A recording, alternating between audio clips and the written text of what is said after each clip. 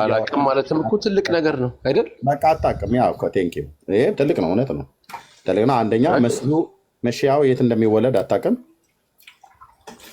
አላቅም፣ አልተጻፈም። ከነገደ ይሁዳ መወለዱን ታውቃለህ። ኤልያው ነብይ በሱ አምናለሁ፣ በ100% ነው የማምነው። እሺ፣ ከኤልያው ነብይና ከመሲያው ማን ይቀድማል? ኤልያው ይወርዳል መጀመሪያ ላይ ስላልሞተ ማለት ነው። አፈር ስላልቀመሰ ይወርዳል ይላል። እኛ ጋ ነው። እኔ እንደተማርኩት ነው። እኔ ልንገርህ፣ እኔ በ4 ዓመቴ ነው ከኢትዮጵያ የወጣሁት። ከወጣሁ ጀምሮ የምንማረው ምንድን ነው? ኤልያው ነብይ ይመጣል። ያኔ አፈርን ስላልቀመሰ ይመጣል፣ ይሰብካል ምናምን፣ መጨረሻ ላይ ይገደላል። ከዛም በኋላ ነብዩ ይመጣል ነው የሚለው በእኛ መጽሐፍ ማለት ነው። የትኛው መጽሐፍት ነው መጽሐፉ? እሱን መጽሐፍ አላስታውስም። እኛ ጋር እንደሚሉት ከሆነ እኔ እንደተማርኩት ነው ያልኩ። ቀደምም እኮ ነገር የትኛው መጽሐፍ ተረት አትበል ወንድሜ። ሲያስተምሩ ከታናክ ነው ያስተማሩ ወይስ ከታልሙድ ነው? እኛ ጋር አንተ እውቀት አለ አይደለ? እውቀት ካለ ደግሞ በእውቀት ተጠቀመበት። አሁን እዚህ ጋር ሙድ አትያዝ። እኔ የምልህ አልያዝኩም። ከየት ነው ያስተማሩ ማለት? ኦኬ ልመልስልህ። እሺ፣ እኔ ታናህ ላይ የሚያስተምሩናል። እኛ ጋር ደግሞ ሳኔድሪን፣ ግማራ ምናምን የሚባል ነገር እንዳለ ታውቃለህ አይደል? ሳናድሪም ራሳቸውን የቻሉ የሃይማኖት ግሩፖች ናቸው። ግማራ ምን እንደሆነ ታውቃለህ? ብራዘር ከሚሽና ነው ከግማራ ነው ወይ ከታልሙድ ነው ወይ ከዞአር? ግማራ አልኩህ። ከታናኩ ላይ ነው የነበረው። ቃላትን መደጋገም ነው የምትወደው አንተ። ግማራ አልኩህ። ምንጩን ንገረኝ። ከግማራ በቃ ግማራ ላይ አልኩህ። ያ ግማራ ገና ነገር ግማራ ኦኬ፣ ከግማራ ላይ ነው። እሺ፣ ግማራው የተቀዳው ከታናኩ ነው ወይስ ከታናኩ ውጪ ነው? ከታናክ ነው እንጂ ከታናክ ከሆነ ግማራው ታናኩን ከሆነ የሚያብራራው ኦኬ። ራባዮቹ እሱን ሲተረጉሙ የተናገሩበት ክፍል የትኛውን የመጽሐፍ ቅዱስ ክፍል ላይ ተንተርሰው ነው እሱን የተረጎሙት? ከቶራ ወይ ከቱቪም ወይ ነቢይም? እኛ አይሁዳኖች እኮ በቶራ ነው የምንሄደው ታውቃለህ። ቶራ ከአምስቱ ብሔረ ኦሪት ከአምስቱ መጽሐፍት ከየትኛው ቃል ላይ ወስዶ ነው ግማራው የተረጎመው? ልማርም ነው የመጣው አልኩ አይደል? ልማርም ነው የመጣው አልኩ አይደል? አንተ የተለየ ነገር ካለ እስኪ አስተምረኝ፣ ደስ ይለኛል። ስለዚህ ከግማራ ነው። ግን ከቶራው ላይ ከየትኛው መጽሐፍት ላይ ወስደው እንደተረጎሙት እሱኛውም አታውቀውም? ኢሳያው 9 ላይ አንበብ እስኪ። ኢሳያው 9 ቁጥር ስንት የጻፉለት ነው? እና ኮመንት ኢሳያው ኖ ይጻፉልኝ። ስለምን ችግር አለው? መማር እኮ ለመማር ነው የገባሁት እኔ። ማላውቀው ነገር ካለ የሚያውቅ ወንድም ካለኝ እዚህ ጋር ከተናገረ ከዚህ ከወንድማችን ደግሞ እኔ እማራለሁ። ገብቶሻል? ችግር የለውም። ምን ችግር አለ? ኢሳያው 9 ቁጥር ስንት ነው ያሉ? 9 ቁጥር ነው ያለው ልጁ። ኢሳያው 9 ስንት ቁጥር ስንት? ታጊሎ ኢሳያው 9 ነው ያለኝ። በቃ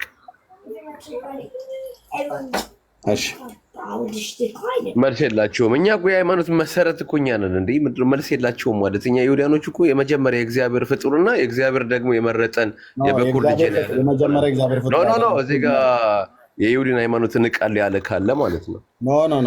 አንደኛ የበኩር ልጅ እኔ ነኝ፣ አንተ አይደለህም። የፈለግከው ማለት ትችላለህ። ኦኬ ቀጥል። እናንተ የመጀመሪያ ፍጡር አይደላችሁም። በኪዳን ግን የእግዚአብሔር አድምጠኝ አልኩ ብራዘር። የበኩር ልጄን እኮ ብሎኛል፣ መርጦኛል እኮ ወዳጅ። እያደመጥክ ነው? ምን እያልኩ እንዳለ እያደመጥክ ነው? እያዳመጥኩ ነው። ግን እኔ አሁን እዚህ ጋር ሃይማኖት በጣም ተግለበለብክ። አድምጠኝ አልኩ መጀመሪያ። እያዳመጥኩ ነው። ልማር ነው የመጣሁት ብያለሁ ከመጀመሪያው። እስኪ ሚዩት አድርግ። አደርጋለሁ፣ ችግር የለውም። ሚዩት አድርገው። እሺ፣ እስራኤል የበኩር ልጅ እንጂ ተብሎ የተባለው የመጀመሪያ ፍጥረት ተብሎ አልተጻፈም። እናንተ የመጀመሪያ ፍጥረት አይደላችሁም። የመጀመሪያ ፍጥረት አዳም ነው። ኦኬ፣ ጌታ የፈጠረው አዳምን እንጂ እስራኤልን አይደለም የፈጠረው። እስራኤል በኪዳን የእግዚአብሔር ሕዝብ ተብሎ ተጠርቷል። ከዚህም የተነሳ እስራኤል በኩር ተብሎ ተጠርቷል። ኦኬ፣ ይህን ሳታቅ ዝም ብለህ የመጀመሪያ ፍጥረት ላይ ምናምን ነገር ብለህ ዝም ብሎ ማውራት ተገቢ አይደለም። በኪዳን ደረጃ ከሆነ እስራኤል የእግዚአብሔር ሕዝብ ነው። በኩር ተብሎ የተጠራበትም ይሄው ነው ማለት ከዓለም ሕዝብ መካከል እናንተን ሰሌክት ስላደረገ በኪዳን ማለት ነው። በኪዳን ተመረጣችሁ ማለት ግን የእግዚአብሔርን ቃል ታውቃላችሁ ማለት አይደለም። እንደማታውቁ የእግዚአብሔርን ቃል ማሳያ ከፈለገ አንተው ራሱ አሁን እዚህ አለ ማለት ነው። ግን በቅንነት አላቅም ብለህ ስላልክ ከሚያቅም ሰው ደግሞ ለመማር እኔ ያሉትን አላቅም ነው እንጂ ያልኩህ መጽሐፍ ቅዱስ ካወራኝ እኔ በደንብ ነው የማናገረህ። ስለ መጽሐፍ ቅዱስ እስካሁን ስለምን እንደምናወራው ታዲያ? ኖ እኔ ያልኩህን አባባል ብቻ ነው እንጂ ያላወቅኩት ማለት ነው። ስለ መጽሐፍ ቅዱስ የምታወራ ከሆነ እኔ ከአንተ የበለጠ ተመራጭን ነው ካሳያለሁ። ኦኬ እሺ። አምስቱ ብሔራዊ ኦሪት ኮሜንት ዝጉልኝ። አንድ ሰው ኮሜንት ይዝጋ። አንድ ሰው ብቻ ኮሜንት ይዝጋ። እኔ እናንተ እንግዲህ እስቲ ቶራን እንነጋገራለን፣ ታናክ እንነጋገራለን ማለት ነው። አንድ ሰው ብቻ ይዝጋ። ብሩክ ይዝጋ። ኦኬ ቴንክ ዩ። ተምረሃል አይደል ቶራ? አዎ ተምሬያለሁ ቶራ። እሺ መሺያው እንደሚመጣ ቶራ ላይ ይናገራል አይናገርም? ይኸውልህ በብዙ ቦታዎች ላይ ይገልጽልናል። ግን ያዳመጥኩህ ነላ አዳምጥ። እኔ ሳውራ ጸጥ በል ትለኛለህ አይደል? ጸጥ በል አንተም። ሚዩት አድርጌያለሁ። ቶራ ላይ ነው የጠየኩህ። ከብዙ መጽሐፍቶች አትበለኝ። ቶራ ነጥዬ ቶራ ነው። ክትቡናም ነቢይም አልጠራውልህም።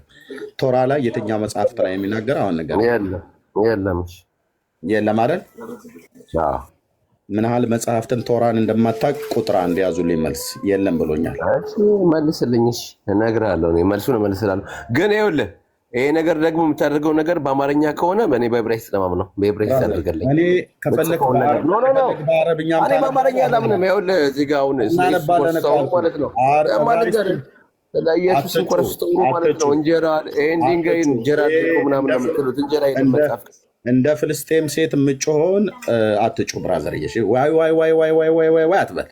ይሄ ከአረብ ሴት የለመዳችሁትን ጩኸት እስራኤላዊ ነኝ አረብን ማንበረክ ረጋ በል። እሺ መሺያው ከቶራ ላይ የሚመጣ የሚናገርበት ክፍል አታውቅም። ኦኬ የያዕቆብ ልጆች ስንት ሰዎች ሆነው ነው ወደ ግብፅ የወረዱት? 60 ነው። የያዕቆብ ልጆች 60 ሆነው አልኩህ እኮ መለስኩልህ። 60 ሆነው የት ነው የሚናገረው እንደዚህ? መጽሐፍ ቅዱስ ነው እኮ። ቶራ የትኛው መጽሐፍት ላይ? አንተ ነህ እኮ የምታውቀው። እኔ እኮ የምናገረውን ነገር አውቃለሁ ብለኸኛል። ከአንተ የበለጠ አውቃለሁ ብለኸኛል። ጠይቀኝ፣ እኔ እመልስልሃለሁ። ጠይቀኝ። ሰው ነው የገቡት? የትኛው መጽሐፍት ላይ ነው ብዬ የምልህ? አንተ ነው የምታውቀው፣ ንገረኝ። ቀጥል። እኔ አውቃለሁ፣ ከአንተ የበለጠ አውቃለሁ ስትለኝ ጠይቅ፣ እመልስልሃለሁ አልኩህ። ወንድሜ ቶራን እኔ አውቃለሁ እያልከኝ አልነበር? እንዲያውም ከአንተ የበለጠ አውቃለሁ። መለስኩልህ። የትኛው መጽሐፍት ላይ ነው ያለው ነው ያልኩህ? ከአምስቱ የትኛው? በረሺት ላይ ነው ወይስ የትኛው ላይ ነው ያለው? በረሺት እኮ የዓለም አፈጣጠር ነው። ኦኬ ወንድሜ፣ በረሺት መጽሐፍት የለም? ሸሞት አለ። ሸሞት፣ ቫይክራ፣ በሚድባር፣ ቫሪም። ኦኬ የትኛው ላይ ነው ያለው? ከአንተ ጋር እኔ የአማርኛ በጣም የትኛው ጋር ነው ያለው? የትኛው ጋር ነው ያለው? ከመጀመሪያው መጽሐፍት ነው በረሺት ላይ ነው ያለው ወይስ የትኛው ላይ ነው ያለው? ቀጥል እስኪ። በረሺት ብለህ የትኛው ላይ ነው ያለው? የተጠየቀውን መልስ። ወይት ልትወያይ ነው ወይንስ እዚህ ጋር ጉራ ልትይዝ ነው የገባው? የትኛው ላይ ነው ያለው? እየተጠየቀ ነው። መጽሐፍ ነበረኝ። የገቡት አልከኝ። የያዕቆብ ልጆች አድምጥ። እንትን ምንድን ነው? በኩር ነኝ፣ እንትን ጭንቅላት ነኝ፣ ራስ ነኝ፣ ጥፍር ነኝ ብለህ ስትል የነበረው ሰውዬ እስራኤልንና የእስራኤልን አምላክ አሰዳቢ ጉራ ብቻ ተወጥረህ ታናክን እንኳን አታውቅ። አሁን እዚህ መተህ ታውጫለህ። አሁን ካወቅ መጽሐፍን ቶራን የጠየቁህ እኮ መጽሐፉ የትኛው ላይ ነው የተጻፈው? 60 ቁጥሩን ነግረኛል። መጽሐፉ የትኛው ነው? ዘፍጥረት ነው? ዘጸአት ነው? ዘሌዋውያን ነው? ዘዳግም? የትኛው ላይ የተጻፈው? ዘውልቁ ላይ ነው? የትኛው ላይ የተጻፈው? ምዕራፍ ስንት ቁጥር ስንት? 60 ሰዎች ሆነው ወደ ግብፅ ገቡ ብለኛል። የትኛው መጽሐፍት ላይ የተጻፈው? ምዕራፍ ስንት ቁጥር ስንት ላይ? ማይክፈት እናውራ። ስንት ነው የገቡት? አድምጠኝ። እነሱን አልጠይኩም፣ ነግረኛል። 60 ናቸው ብለህ ነግረኛል። ስንት ነው የገቡት? ስንት ነው? 60 አይደለም? እታች ወረድ። አይደለም ሆይ ሁለተኛ እንዳይለመድ እታች ወረድ። ሁለተኛ ጩኸታም ዝም ብለህ ትጮኻለህ እንዴ? እኔ እንትን ነኝ፣ እኔ በኩር ነኝ፣ እኔ በኩር ስለሆንኩ እኔ በኩር እንኳን የተባልክበትን የመጀመሪያ ፍጥረት ነኝ ብለህ ትላለህ። እስራኤል የመጀመሪያ ፍጥረት አይደለም። እስራኤል በኪዳን የእግዚአብሔር ሕዝብ ነው። በኩር የተባለው ለዚህ ነው። ይህንን እንኳን ሳታቅ ነው የገባው። 60 ሰዎች ሆነው ወረዱ። አይታችኋል አይደል? ሰምታችኋል አይደል? ቶራን እንዴት እንደሚያውቅ ማፈሪያ። ዝም ብሎ ደግሞ እንትን ቁጣ ብሎ እኮ ነው ደግሞ የመጣው።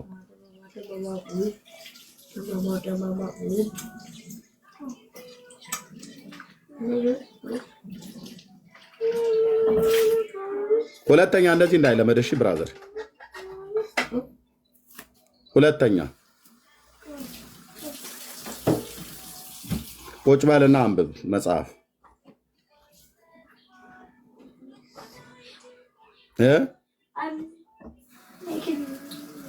ቁጭ በልና ታናክን አንብብ፣ መጽሐፍትን አንብብ።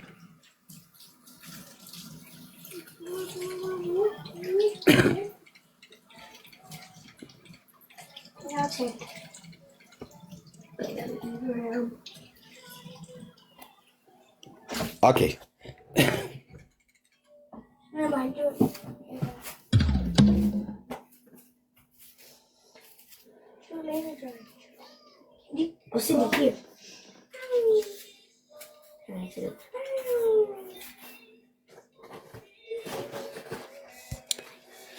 ወይ ቶራን እና ታናክን አውቃለሁ።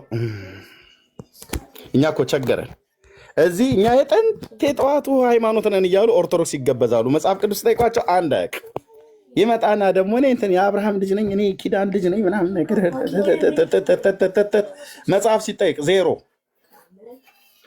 ጉራ ብቻ ይላሉ።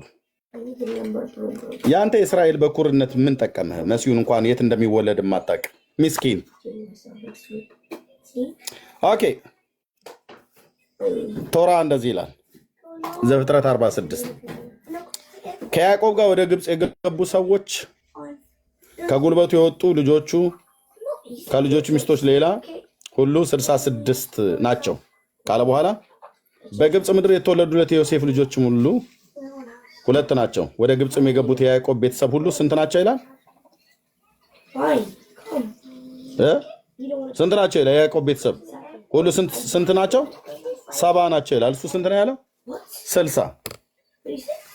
10ሩን ቀብሯቸው ማለት ነው። የኔ አንበሳ 10ሩን ቅብር አረካቸው አይደለ? የት ነው የቀበርካቸው? 10ሩ ያው በግብፅ ምድር የተወለዱት ወደ ግብፅ የገቡት በግብፅ ምድር የተወለዱለት የዮሴፍ ልጆችም 2 ናቸው። ወደ ግብፅ የገቡት የያዕቆብን ቤተሰቦች ሁሉ 70 ናቸው ይላል። አንተ 60 ተናገር። ክፍሉን አታውቀውም። ከአንተ በላይ ቶራን አውቃለሁ አልክ። ያው እራርቼልህ ነው፣ በእውነት ነው ብዬ የምልህ እራርቼልህ እንድትማር ስለፈለግኩ ታች ማለት ነው። ሁለተኛ እንደዚህ አትግለብለቡ፣ እሺ አትግለብለቡ፣ አትቸኩል። የምን ቁጣ ማለት ነው? እፊቴ ቆመ ታናክን አታወራም። በእውነት ነው የምነግርህ፣ በስርዓት ካወራ ማለት ነው። ታናክን አታወራም። ቶራን ክትቪም ነቢይም አታወራም ከኔ ጋር።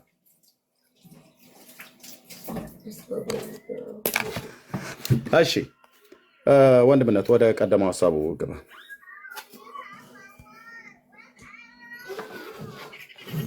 ኤርሚ በስርዓት እኮ ቢያወራ ስለ መሲሁ ብትነግረው እምቢ አለ እንጂ ተግለበለበ። ቁጣ ይለዋል። ይሄ ከአረብ ሴቶች የለመዱት ጩኸት አለ። አይረጋጉም በጣም ጥቂቶቹ ማለት ነው። በቃ መጮህ ብቻ፣ አረቄ ቤት ተሰብስቦ መጮህ። የሆነ ተረጋግተው የሚያወሩ ጥቂቶች ናቸው። ለምሳሌ እንደምነ ሞሼ አይነቱ በጣም ተረጋግተው ያወራል። ሞሼ ማለት ነው በጣም ተረጋግተው የሚያወሩ ያዩት እና በጌታ ያመኑት ወንድሞቼ እነ ሰላምዬ እነ ማሩ እና አስቼ በጣም በቃ እርግጥ ብለው የሚያወሩ አሉ። በቃ መቆጣት ብቻ ወይ እንዴ! ተረጋጋ ብራዘር ተረጋጋ። የእስራኤልን አምላክ እግዚአብሔርን የሚያውቅ ሰው እንደዚህ እንትን አይልም። ሰው ክፉን ጠባይ ከጎረቤት እንደሚማሩ እነዚህ የአረብ ሴቶች አይቻቸዋለሁ። እንደዚህ ነው። የአረብ ሴቶች ማለት አበሾቹ ኢትዮጵያ ውስጥ የኢትዮጵያ አበሾች ሄደው የሚሰሩት አይደል። እነዚህ የአረቦቹ ራሳቸው ማለት ነው። የአረቦቹ ራሱ እነዚህ አረቦቹ ሴቶቹ ዋናዎቹ ሲያወሩት ቲቪ ላይ ስላየኋቸው ማለት እርጋታ የላቸው። በቃ እንደዚህ ኩል ዳውን ኦኬ። በጣም ተረጋጋና አውራ ቀስ ብለህ ማለት ነው። መሺያው መቼ እንደሚመጣ እንኳን አታውቅም። ግን የበኩር ነኝ እኔ እስራኤል በኩር ነኝ ኪዳን አለ ምናምን ብለህ ብትል ከአንተ የበለጠ እናውቀዋለን መጽሐፉን። እስራኤል በኩር የተባለው ከመቼ ጊዜ ጀምሮ እንደሆነ ለምን ብኩር እንዳለው የኪዳን ሕዝብ እንደሆነ በደንብ ነው የምናውቀው። አትግለብለቡ። አንዳንዶች ስትገቡ በጣም ስርዓት የላችሁም። ልክ እንዳሁኑ አይነቶች ሆናችሁ አትግቡ።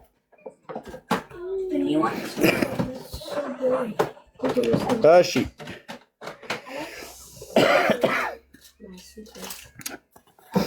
እሺ ናታን ጤና ይስጥልን። እንዴት ናችሁ? እግዚአብሔር ይመስገን።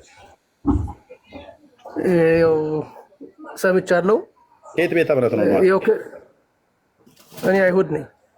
እሺ ይሁዲ ውስጥ ነው ያለው እምነት። አይሁድ ወገንህ ነው እስራኤላዊ መሆኑ ማለት ነው። እምነት ይሁዲ ነው። እሺ እንኳን ለራስ ከዚህ በፊት አውርተናል። እኔና ከዚህ ብዙ ጊዜ እገባለሁ አውርተናል። እሺ ያው ስለ መጽሐፍ ቅዱስ በኩል እኛ ያው አይሁድ መሲሁን እንጠብቃለን እንደመጣና ምንም የምንጠብቅበት ብዙ መጽሐፍ ላይ ተጽፏል። ግን ቀኑነን አልተጻፈም። የተጻፈበት ቦታ በቴሌምም አለ፣ ኢሳይያው ላይም አለ፣ ኤርምያም አለ እና ከብሉይ ኪዳንም አለ። ከመጀመሪያው ቦታው አለ። ግን እናንተ የምታምኑበት ኢየሱስ ክርስቶስ ቦታው ተጽፏል። ከኛ ጋር ማስተያየት ከኛ ታናህ ጋር ማስተያየት እንድንችል እንድንግባባ ቦታው ተጽፏል። ከእናንተው ኢየሱስ ክርስቶስ ላይ ከመሄዳችን በፊት የእስራኤል መሺያው የሚመጣበት ዘመን ተጠቅሶ አልተነገረም? ይጠቀሳል፣ ግን 100% እርግጠኛ አይደለም። የሚሞትበት ዘመን አልተናገረም። መሺያው ይሞታል አይሞትም? ሰው አይደል? ሰው እኮ ነው። እንዴት አይሞትም? ይሞታል አይሞትም? ሰው ስለሆነ ይሞታል። የሚሞትበት ዓላማ ለምንድን ነው? የሚሞትበት ዓላማ የእግዚአብሔር ፍቃድ ስለሆነ ነው። ኦኬ። ስለዚህ መሺያው እንደሚሞት የተናገረ ነብይ አለ አለ። ዳዊት ከጻፈው መዝሙር ዳዊት አለ። ጎበዝ፣ ዳዊት ተናግሯል። አንደኛው። ሌላስ የብሉይ ኪዳን ነቢያት ከተናገሩት ውስጥ ኢሳይያው አልተናገረም? ስለሞቱ ኢሳይያው ይናገራል። ግን ከግዛቱ ወደዛ እንደሚሞት ነው የተረዳሁት። ከግዛቱ ወደዛ እንደሚሞት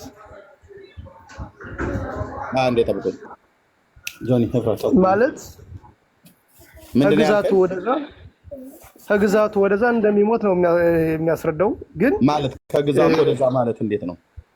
ከነገሰ ወደዛ ከዚህ ከቆየ ህዝብ እስራኤልን ወደ ቀጥታ መንገድ ካስተካከለ ቀጣይ ያለው መቼም የሰው ልጅ ከፈጣሪ ነው ለዘላለም አይኖርም። ግን እግዚአብሔር ከፈቀደ ሁሉ የማይሆን ነገር የለም። እግዚአብሔር የማያነሳው ድንጋይ መፍጠር ይችላል፣ ራሱን ዝቅ አድርጎ ማለት ነው። እሺ። ስለዚህ የሚሞተው ከነገሰ በኋላ ነው። ከነገሰ ወደዛ ነው። እሺ። ዳንኤልን ታውቀዋለህ አይደል? አውቀዋለሁ። የእግዚአብሔር ሰው ነው አይደል? የእግዚአብሔር ሰው ነው። እሺ። ይሄን ክፍል ምንድን ነው ብሎ ያለው?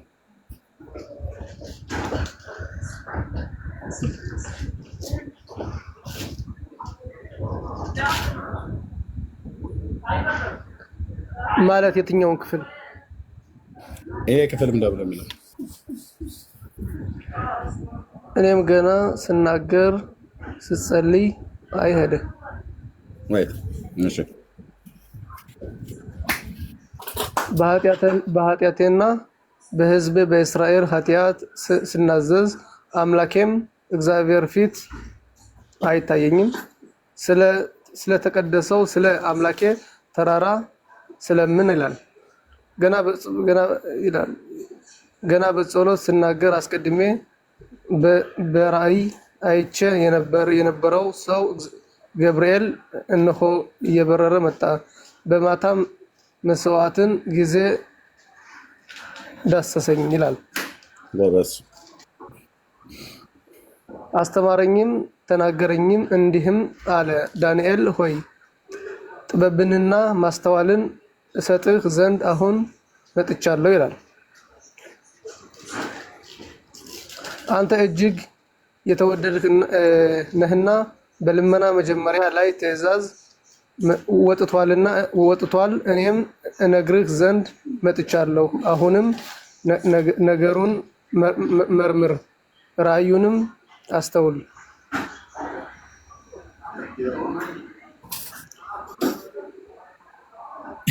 ዓመፅን ይጨርስ፣ ኃጢአትንም ይፈጽም፣ በደልንም ያስተሰርይ፣ የዘላለምን ጽድቅን ያገባ፣ ራእይና ትንቢትን የትም ቅዱሳንንም በደልንም ያስተሰርይ፣ የዘላለምን ጽድቅ ያገባ እኮ ያገባ፣ ራእይንና ትንቢትን ትንቢትንም ያትም፣ ቅዱሳንንም ይቀባ ዘንድ በሕዝብህና በቅድስት ከተማህ ላይ 70 ጉባኤ ተቀብሮአል። 70 ሱባኤ 70 ሱባኤ። እሺ 70 ሱባኤ ተቀጥሯል። እሺ ስለዚህ እወቅ አስተውልም፣ ኢየሩሳሌምንም መጠገንና መስራትን ትእዛዝን ከሚወጣበት ጀምሮ እስከ አለቃው እስከ መሲህ ድረስ 70 ሱባኤና 62 ሱባኤ ይሆናል። 62 ሱባኤ ይሆናል። እሺ እነርሱም ይላል እርሷም በጭንቀት ዘመን ከጎዳናና ከቅጥር ጋር ትሰራለች። ማናት? በጭንቀት ዘመን ከጎዳናና ከቅጥር ጋር ትሰራለች ብሎ የሚለው ማንን ነው? እዚህ ጋ በእኔ ትርጓሜ እኔም በተማርኩት ስለዚች የሚያወራ ሰው አይደለችም። ስለ ኢየሩሳሌም እንደምትተረጎም በሊቃውንት አተረጓጎም የኔ የተማርኩት ማለት ነው። በሌላ አስተረጓጎም ግን ኖ አንተ አባቶች ያስተማሩን ብቻ ነገር የሌላውን ትርጉም ተውና፣ ይሄንን እርሷን በጭንቅ ዘመን ከጎዳናና ከቅጥር ጋር ትሰራለች ብሎ ያሉት አባቶች ማንን ነው እንደዚህ ብለው የተረጎሙት? ኢየሩሳሌም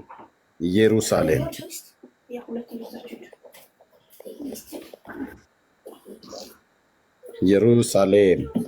ኦኬ እሺ፣ ትሰራለች። ከዛስ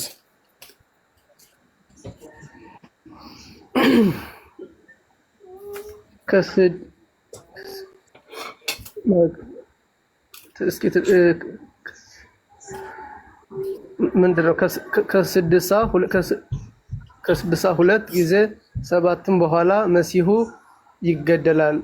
ከ60 ስንት? ከ60 አለም ከ6 ነው ድኖ ማየው ድሳ እኮ ከ60 ማለት ያው 60 ማለት ነው። ከ60 በደንብ አማርኛ ፊልም ከ60 ማለት 62 ማለት ነው።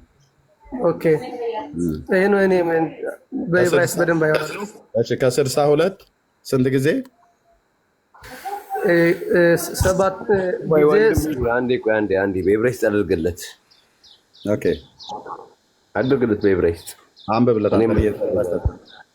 በዕብራይስጥ የሆነ ይሄ ነገር እኮ አንብብለታ። ታዲያ አንተ አነበለታለሁ፣ ችግር የለውም። ዕብራይስጥ አድርጋ ነው። ዕብራይስጥ እዚህ ላይ አይቀይርም።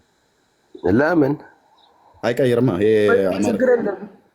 እኔ ከኔ ራሴ ዙሪያ ያዋለው ችግር የለም።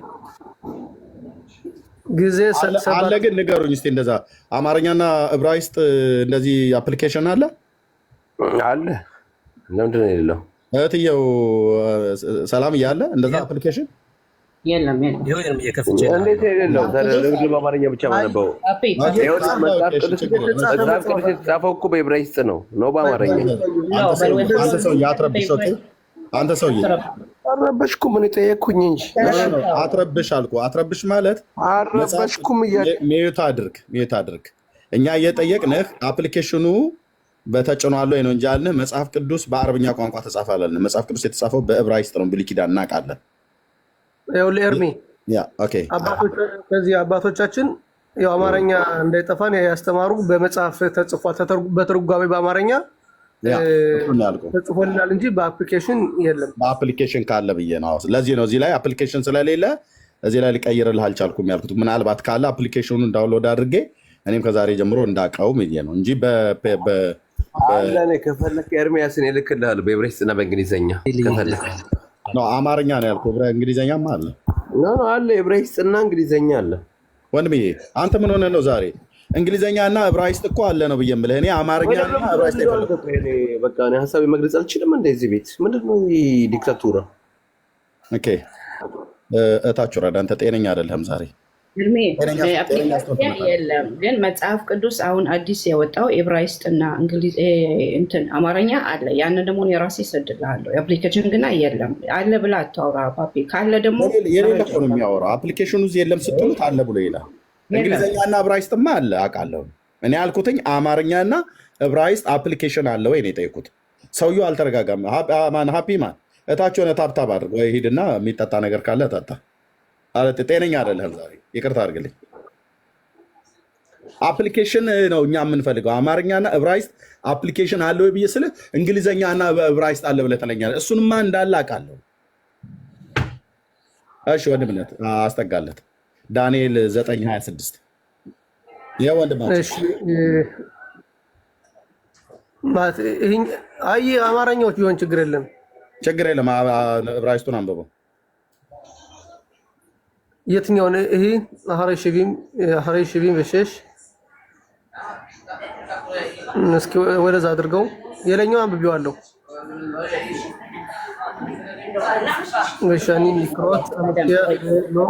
በደንብ አድርጎ ያንብበው። የተሳሳትክ ነው የምታነበው። በደንብ አድርጎ አንብበው። እርግጥ አድርገው። ለምን ረግጠዋለሁ? መጽሐፍ ቅዱስ አነብ ነው። ቅዱስ ሲሆን አነባለሁ። የሚለውን እንትን በለው። እህትዬው አንብቢለት አንቺ። በአኽሪ 70 ነው የሚለው አይደለ? አንተ ሻሻይም ነው ያልከው። በሸኒም ይከረድ መשיח ואין לו, מי אתם בלו? ברוקי, והעיר והקודש ישחית עם נגיד הבא הוקצו בשטף ועד קץ מלחמה נחרצת שממות בקה. ያ ኦኬ ቴንክ ዩ። አየሁ አይደለ ወንድማችን 62 አይደል የሚለው ነው። እና አሁን ኦኬ ኦኬ ስለዚህ 62 ይላል አይደል?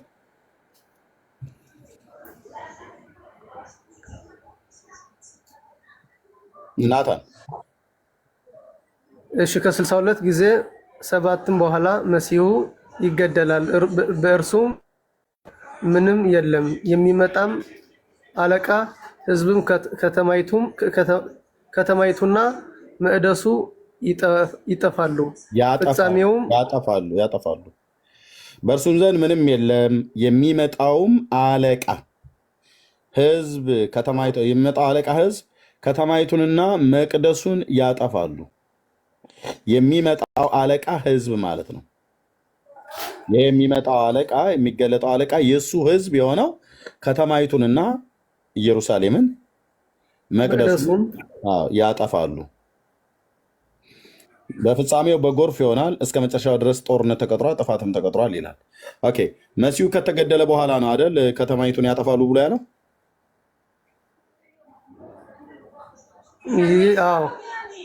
እሺ መሲያው ከተገደለ በኋላ ነው ኢየሩሳሌም የምትጠፋው አይደል? እና ይሄ ማለት አሁን መሲሁ መጥቷል እያልከኝ ነው። ስለዚህ ፈርሳለች። አላወራሁም። ጫጫታ አለ። ትንሽ ፋቅ በልና በደንብ ልንጫወት ነው ማለት ነው። ጫወታውን አሁን ማን ነው ይሄ መሲህ? መቼ ነው የተገደለው? ኢየሩሳሌም መቼ ነው የጠፋችው ብሎ የሚለውን እንድናወራ ነው። ኦኬ ዳንኤል ምን ይላል? ከመሲሐው መገደል በኋላ ነው ከተማይቱና መቅደሱ ይጠፋሉ ብሎ ያለው። መቅደሱ አሁን አለ ወይስ የለም? አሁን የለም። መቅደሱ አሁን የለም። መቼ ነው የጠፋው?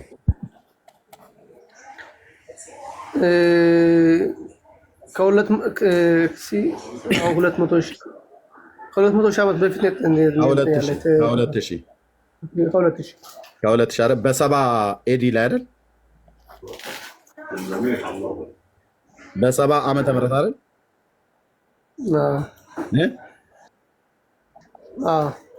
በሰባ ዓመተ ምህረት እነማን ናቸው ያጠፉት? ሮማውያን አይደል?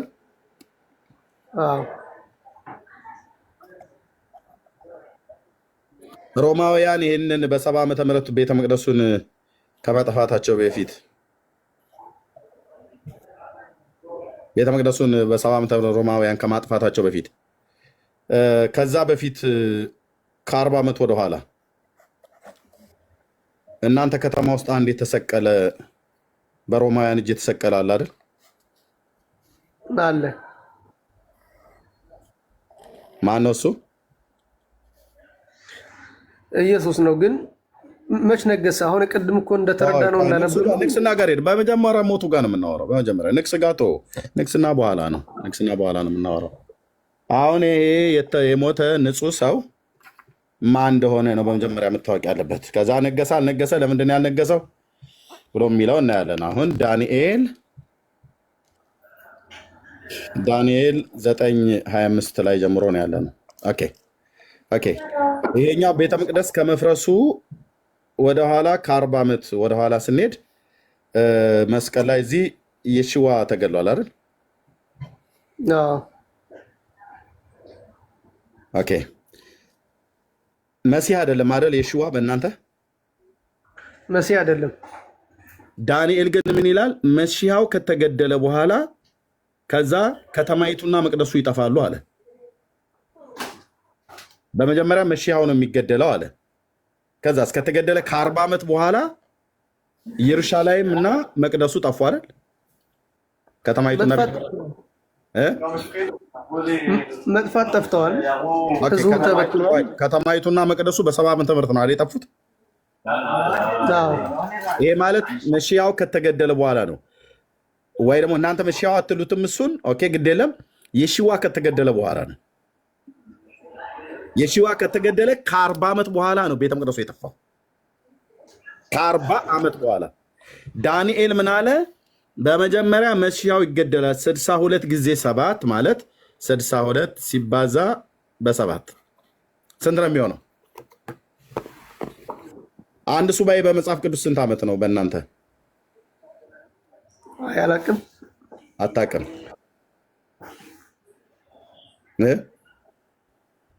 አንድ ሱባኤ 7 ዓመት ነው።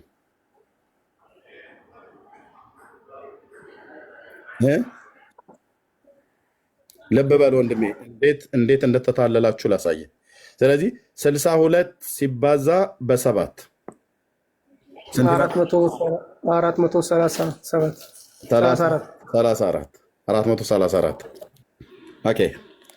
ይሄ 434 ከባቢሎን ከተመለሱ በኋላ ነው አይደል የሚቆጠረው? ዳንኤል በባቢሎን ነበር አይደል የነበረው? ኦኬ። ከባቢሎን ከተመለሱ በኋላ ነው ሁለተኛው ቤተ መቅደስ የተሰራው። ማለት የስንት ዓመት ልዩነት አለው? የ10 ዓመት ወይስ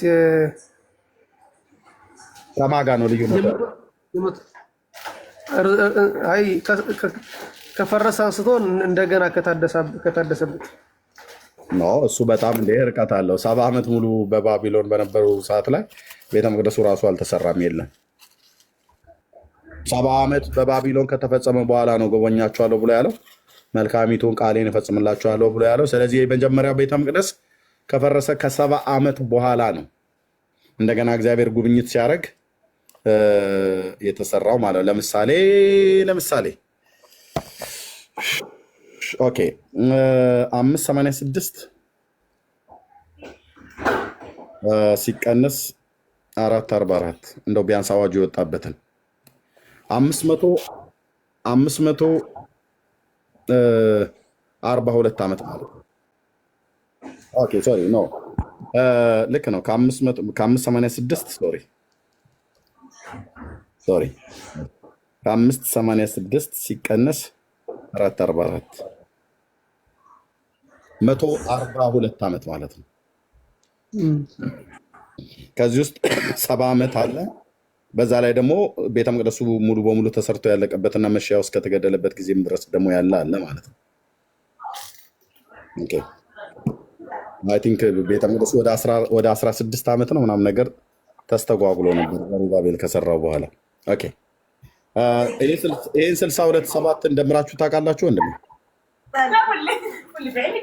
እስኪ አይ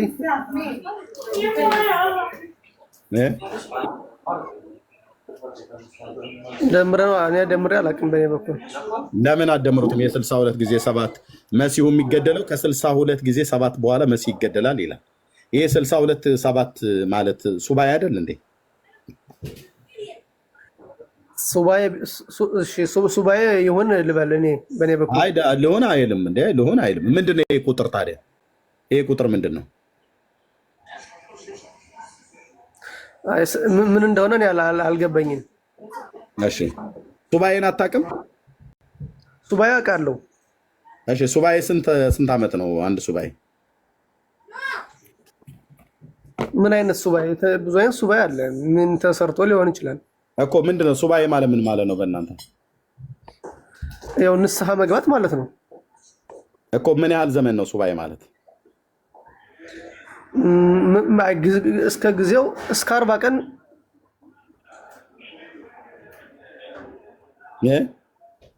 እስከ 40 ቀን ሱባኤ ይሆናል።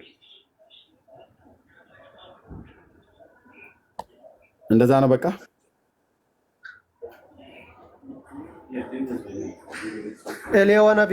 ኤልያውም እኮ 40 ቀን ነው የወሰደ። አዎ አንድ ሱባኤ ስንት ነው በእናንተ?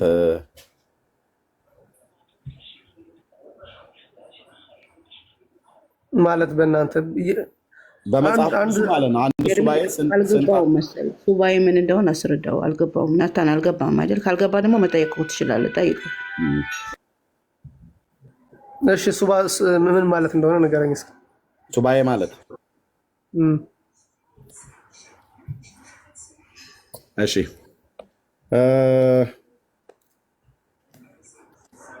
ዘጸአት 34:22 እስኪ ኦኬ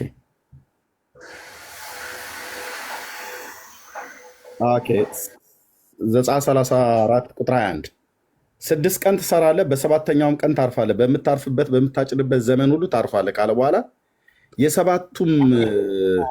የሰባቱንም ሱባኤ በዓል ታደርጋለህ ይላል። እርሱም የስንዴ መከር በኩራት ነው። በየዓመቱም ፍጻሜ የመክተቻ በዓል ታደርጋለህ ይላል። ይሄ የሰባቱ ሱባኤ የተባለው ምንድን ነው? ይህ ማለት ስላልገባኝ ይሆናል ስለ እርሻ ምናምን ነው።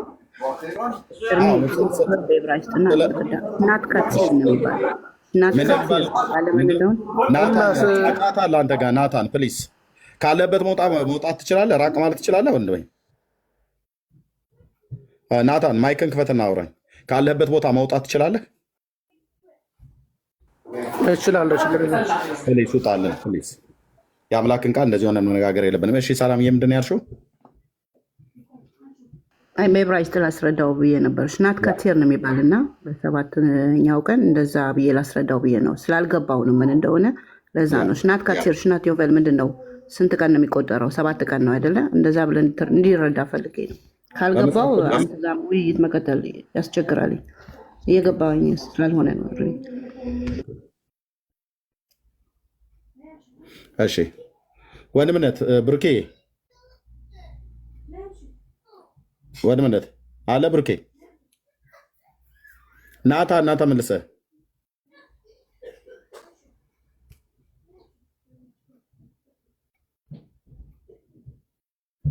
ብሩኬ ያለህ ማይክ ሚዩት ነው እያወራ ከሆነ እሺ ወገኖች ይሰማል ወገኖች ይሰማል ኦኬ ናታን ና ካለበት ወጣ ከወጣህ ና ተመልሰህ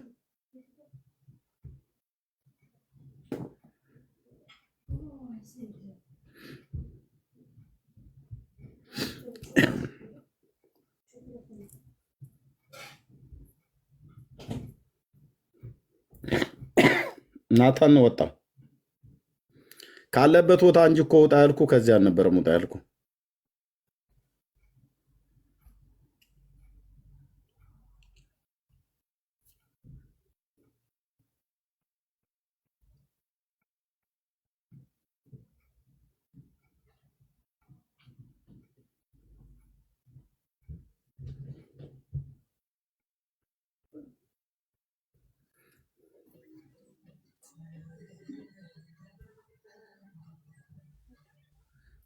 እሺ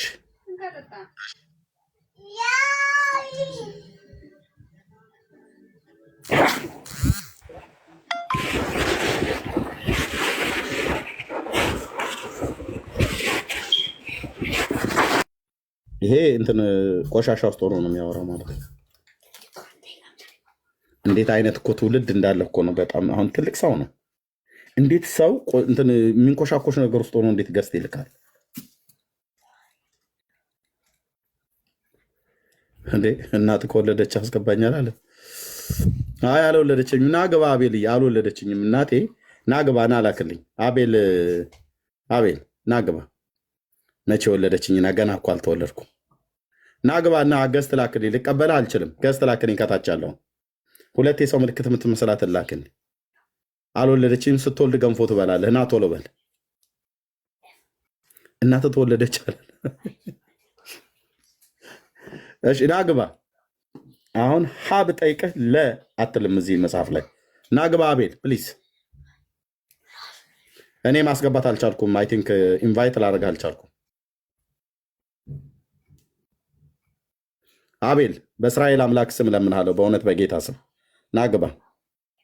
ዛሬ ዙ ያዋልደኸኝ ትሄዳለህ ማለት ነው ወይስ ገዝቱ ላይ ገብቼ እንደው ተሳልሜ ልውጣ ብለህ ነው? እሺ ቴንኪው አቤልዬ። Go, Johnny, sleep, okay? Sleeping, okay. Fatih, go. እሺ አቤል ማይኩን ክፈተው። ገብተህ ማይክን ሚውት አታርገው። እሺ እንኳን ደህና መጣ። እንኳን ደህና መጣ። ማይክን ክፈተውና አውራኝ። ለዚሁ አቅምህ ነው።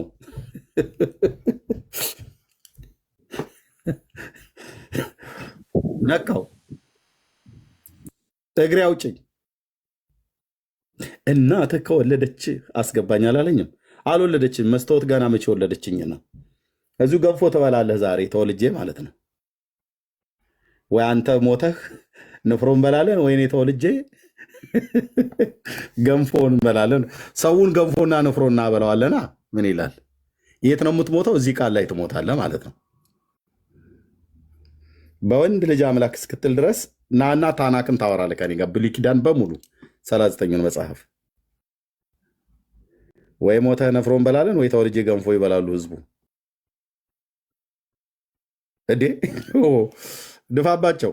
ዝም ብላችሁ በቃ እንትን ቀረርቶ ሆነ እንዴ? ብርክዬ በቃ አለ ብርኬ ሚዩት እኮ አልከፍታለኝ እና ሪስታርት አድርጌ ተመለስኩ። እሺ ቴንኪው ወንድምነት።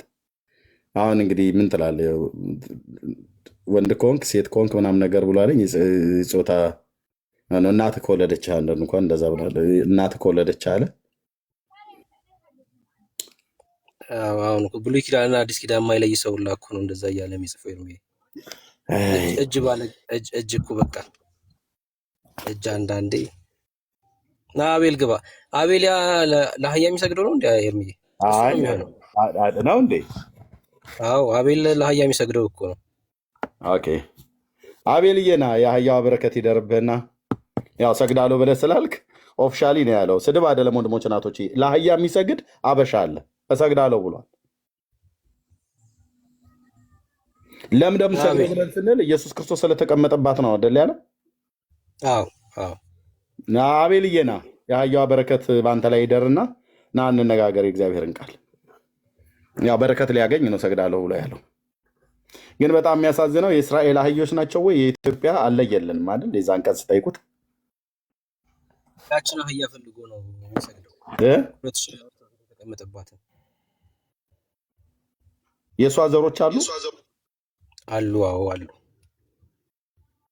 እስራኤል ሀገር የሚገኙት የዛች አህያ ዘሮች እስራኤል ነው ያሉት። አዎ ሰግዳለሁ ብሏል። እንግዲህ አቤል ለሚስማሩላ ሰግዳለሁ ብሏል። እጆቹ ለተወጉበት ሚስማሩላ እና እኔ እንተባበረውላ ብያለሁ እኮ በኪሎ ገዝተን ሚስማር ሰተን። እኔ እኮ ምንድነው ኑሮው ነው አይምሯቸው እንደዚህ እንትን ያለው ወይስ ምንድነው? ብሩኬ ምንም ሊገባኝ አልቻለም። የኑሮ ውድነቱ ነው ወይስ ምንድነው? ሀገራችን ውስጥ እኔ ከወጣሁ በኋላ የገባ የሆነ ወረርሽኝ ነገር አለ። ሰው ማስተዋል እስኪያጣ ድረስ እንደዚህ ሆነው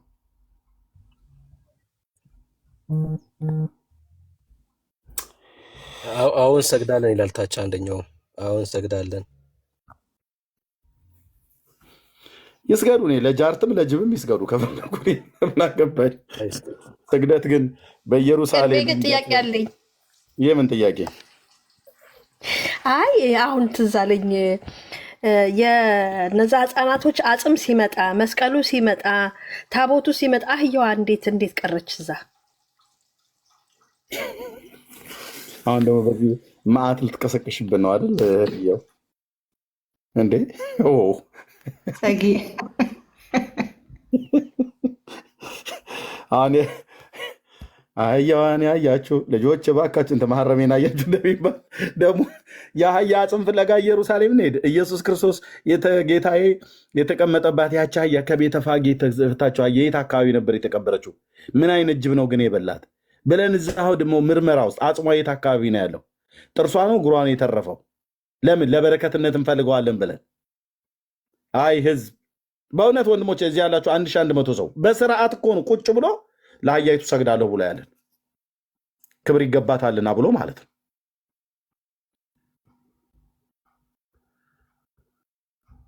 ኤርሜ ጸጊን ላካት ይመጣ እንድትፈልገው እሷ ካገኘችው እንግዲህ አይ አትመለስም። እሷ ኮመንት ፓስፖርቷ እየታደሰ ነው አላሉም? ኤርሚዬ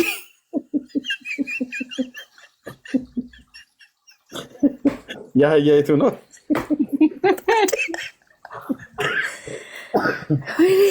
ህዝብ እኮ አይ ግን ከምር ነው ኤርሚዬ። እኔ በእውነት መጽሐፍ ብሩኬ መፈለግ አለበት ይህንን መጽሐፍ። ምክንያቱም እኔ አሁን አጽሙ መኖሩን ያወቅኩት ቅርብ ጊዜ ነው። እዚህ ሚዲያ ላይ አንድ ሰውዬ ወጥቶ ሲናገር ማለት ነው። ያ ማን ነው የሚባለው? ሰለሞን ነው ማን ነው የሚባለው አስተማሪ።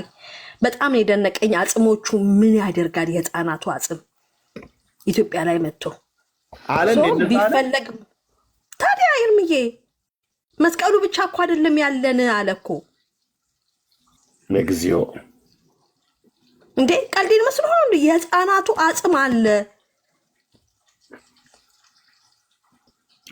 ፈልጌ እልክልሃለሁ ኤርሚዬ ኢንተርቪው። ነትዬ ቆይ በቃ አሁን ስለ አጽም አታውሩ። ሚስቴ የሰራችልኝ ሰላጣ ላይ የበላሁ ነውና ተው። ጌታዊ ከመቃብር ስፍራ አውጡ። ታይ ጸጊ ታይ እኔ እኮ በጣም ብርኬ ቤቱን ምራ። ኦኬ ሃፒ አሁን ምን ልታወራ ነው ብራዘር? በቃ አንተ ዛሬ ትክክል አይደለም። ሃፒ ማን ትክክል አይደለም ዛሬ። እሺ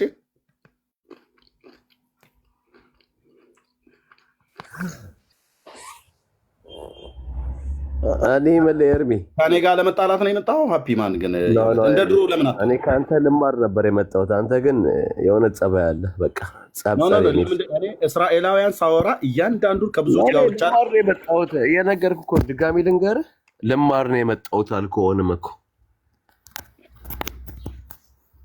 እሺ ከብሩኬ ጋር አውራው። እሺ ችግር የለውም ከማንም ጋር ይሁን፣ እኔ ብቻ ለመማር ነው የመጣሁት።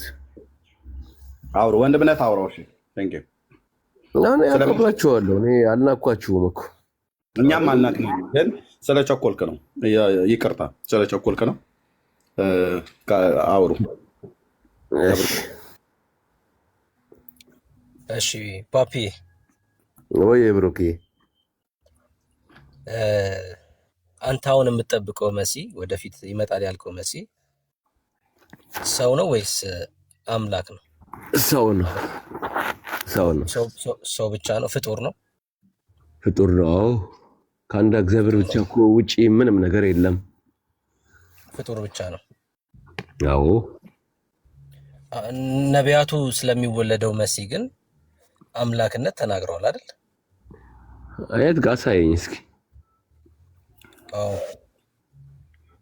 የሚወለደው መሲ አምላክ ስለመሆኑ።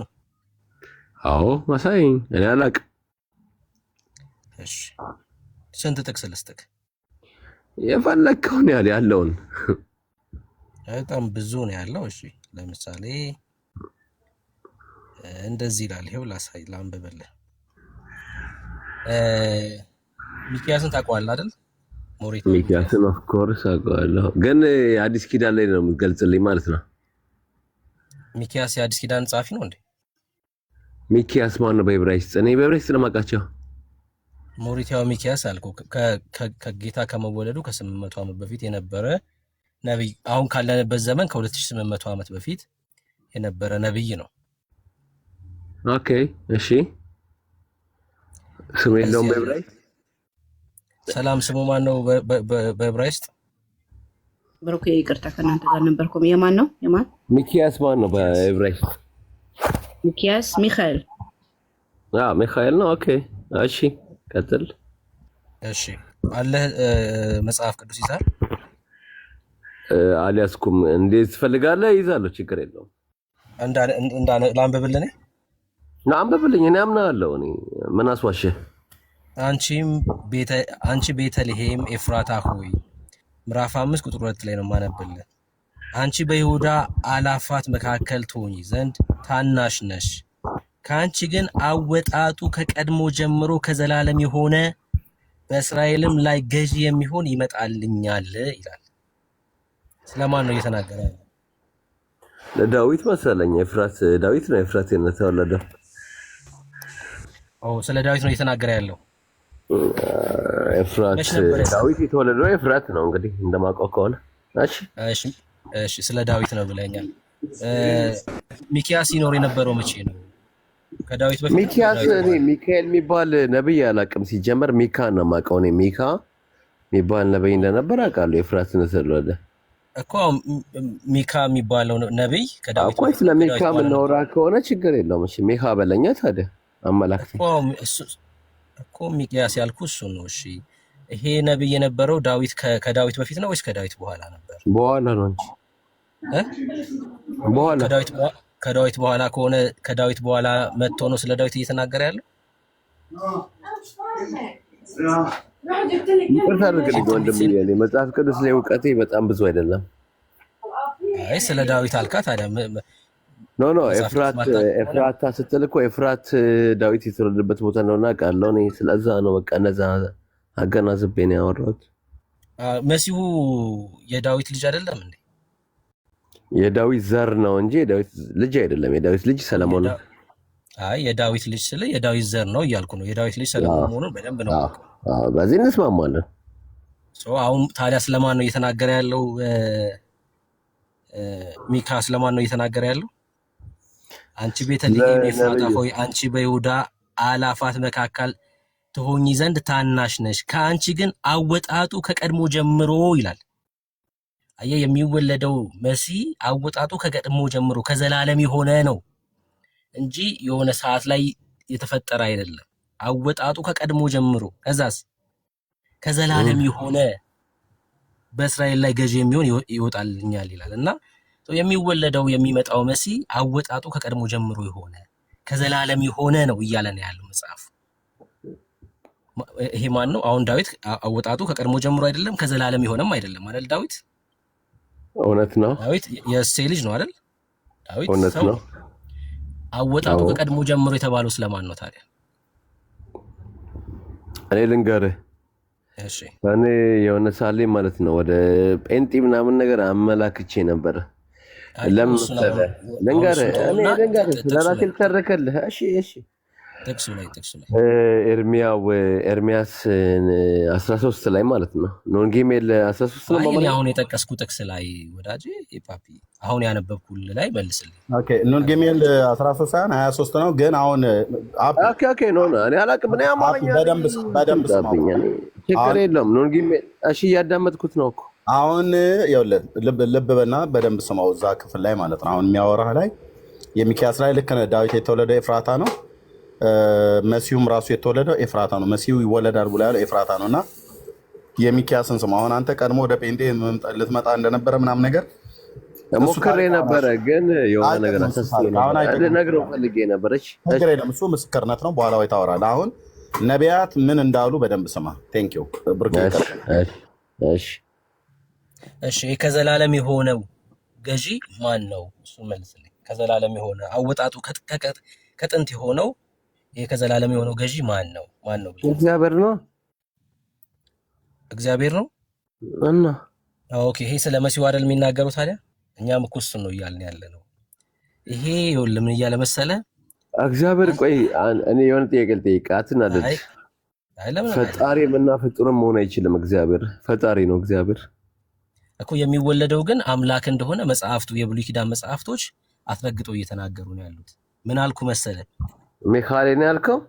አዎ ምዕራፍ 5 ቁጥር 2 ላይ። እሺ አንዴ አንብቤ ልግባ። በራይስ አንብቦች። እሺ ሚካ 5 ላይ አዎ ኦኬ።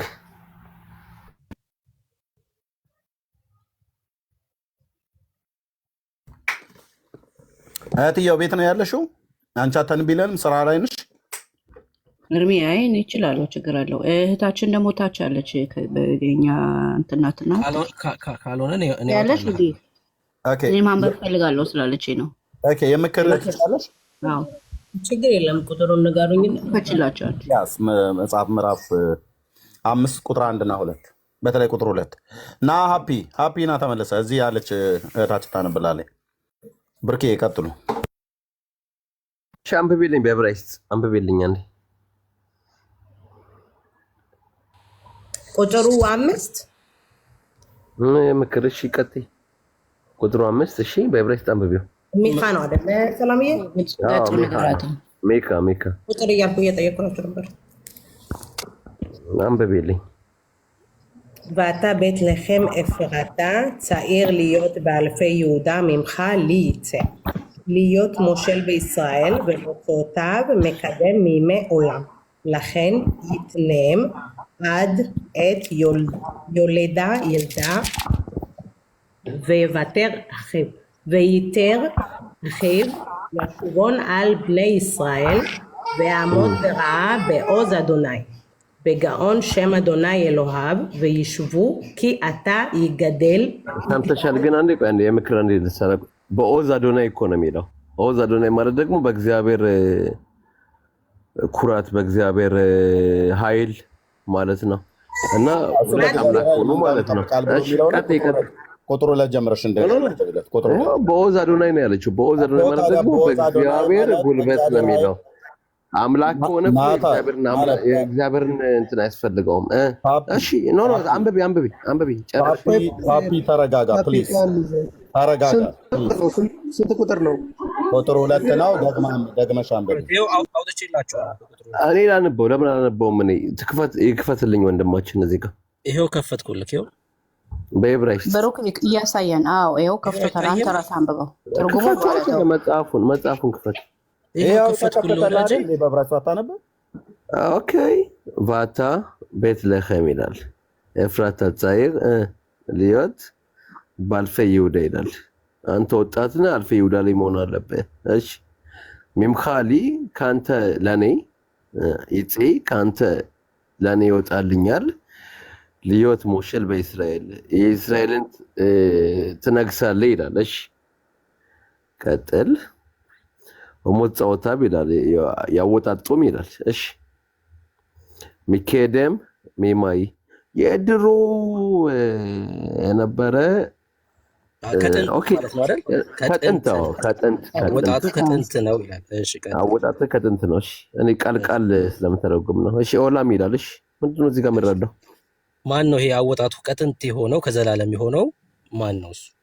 ክፈቱ ቀጥላ ታዲያ ይሄው እኮ ቁጥር 2 ያነበብከው ማን ነው? ይሄ ክፈቷ እንቀጥላ። እዚህ ጋር እኮ አላለቀም። መጽሐፍ ቅዱስ እኮ እንደዚህ አያልቅም።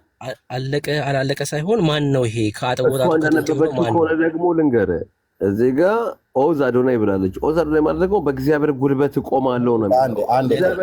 ደግሞ ሁለት አንዴ ሀፒ የምክር ታብሌት ላይ ነው ሞባይል ላይ ነው የምታነበው ወይስ መጽሐፍ ላይ ነው? የምክር ታንብብልኝ። እሺ ሚዩት አድርገው። ቆይ አንተ ፕሊዝ። እሺ ችግር የለውም። ምን አድርጋለሁ? ሚዩት አድርገው። ኤርሚ መጽሐፍ ቅዱስ ነው። ኦኬ ታብሌት አለሽ ወይስ ሞባይል አለሽ? አሁን የራሴ ስልኩ ነው ያለኝ እንጂ ሌላ ኤክስትራ የሆነ እኔ ያለኝ። ቆይ ነው ላውጣ።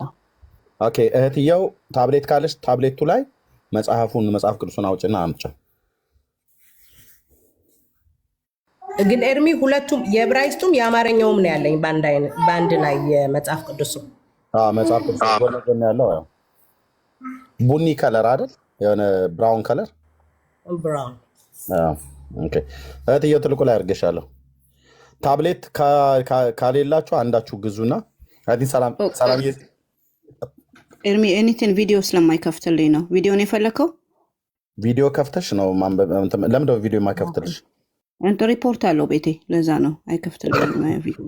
ኤርሚ እግዚአብሔርን ነው የምልህ ይሄን ነገር አንተ እኔ እግዚአብሔርን ዛሬ ጴንጤነት እንቀበላለሁ። እግዚአብሔርን ነው የምልህ። የምክር ይከፍትልሻል ቪዲዮ አንቺ ከሌለ ገስት ቆይ ከታች ለለምንና እንትን ልበል። ማሩ ያለ ማሩ አለ። የምክር ላውርድሽ ይቅርታ። ማሩ ይግባ።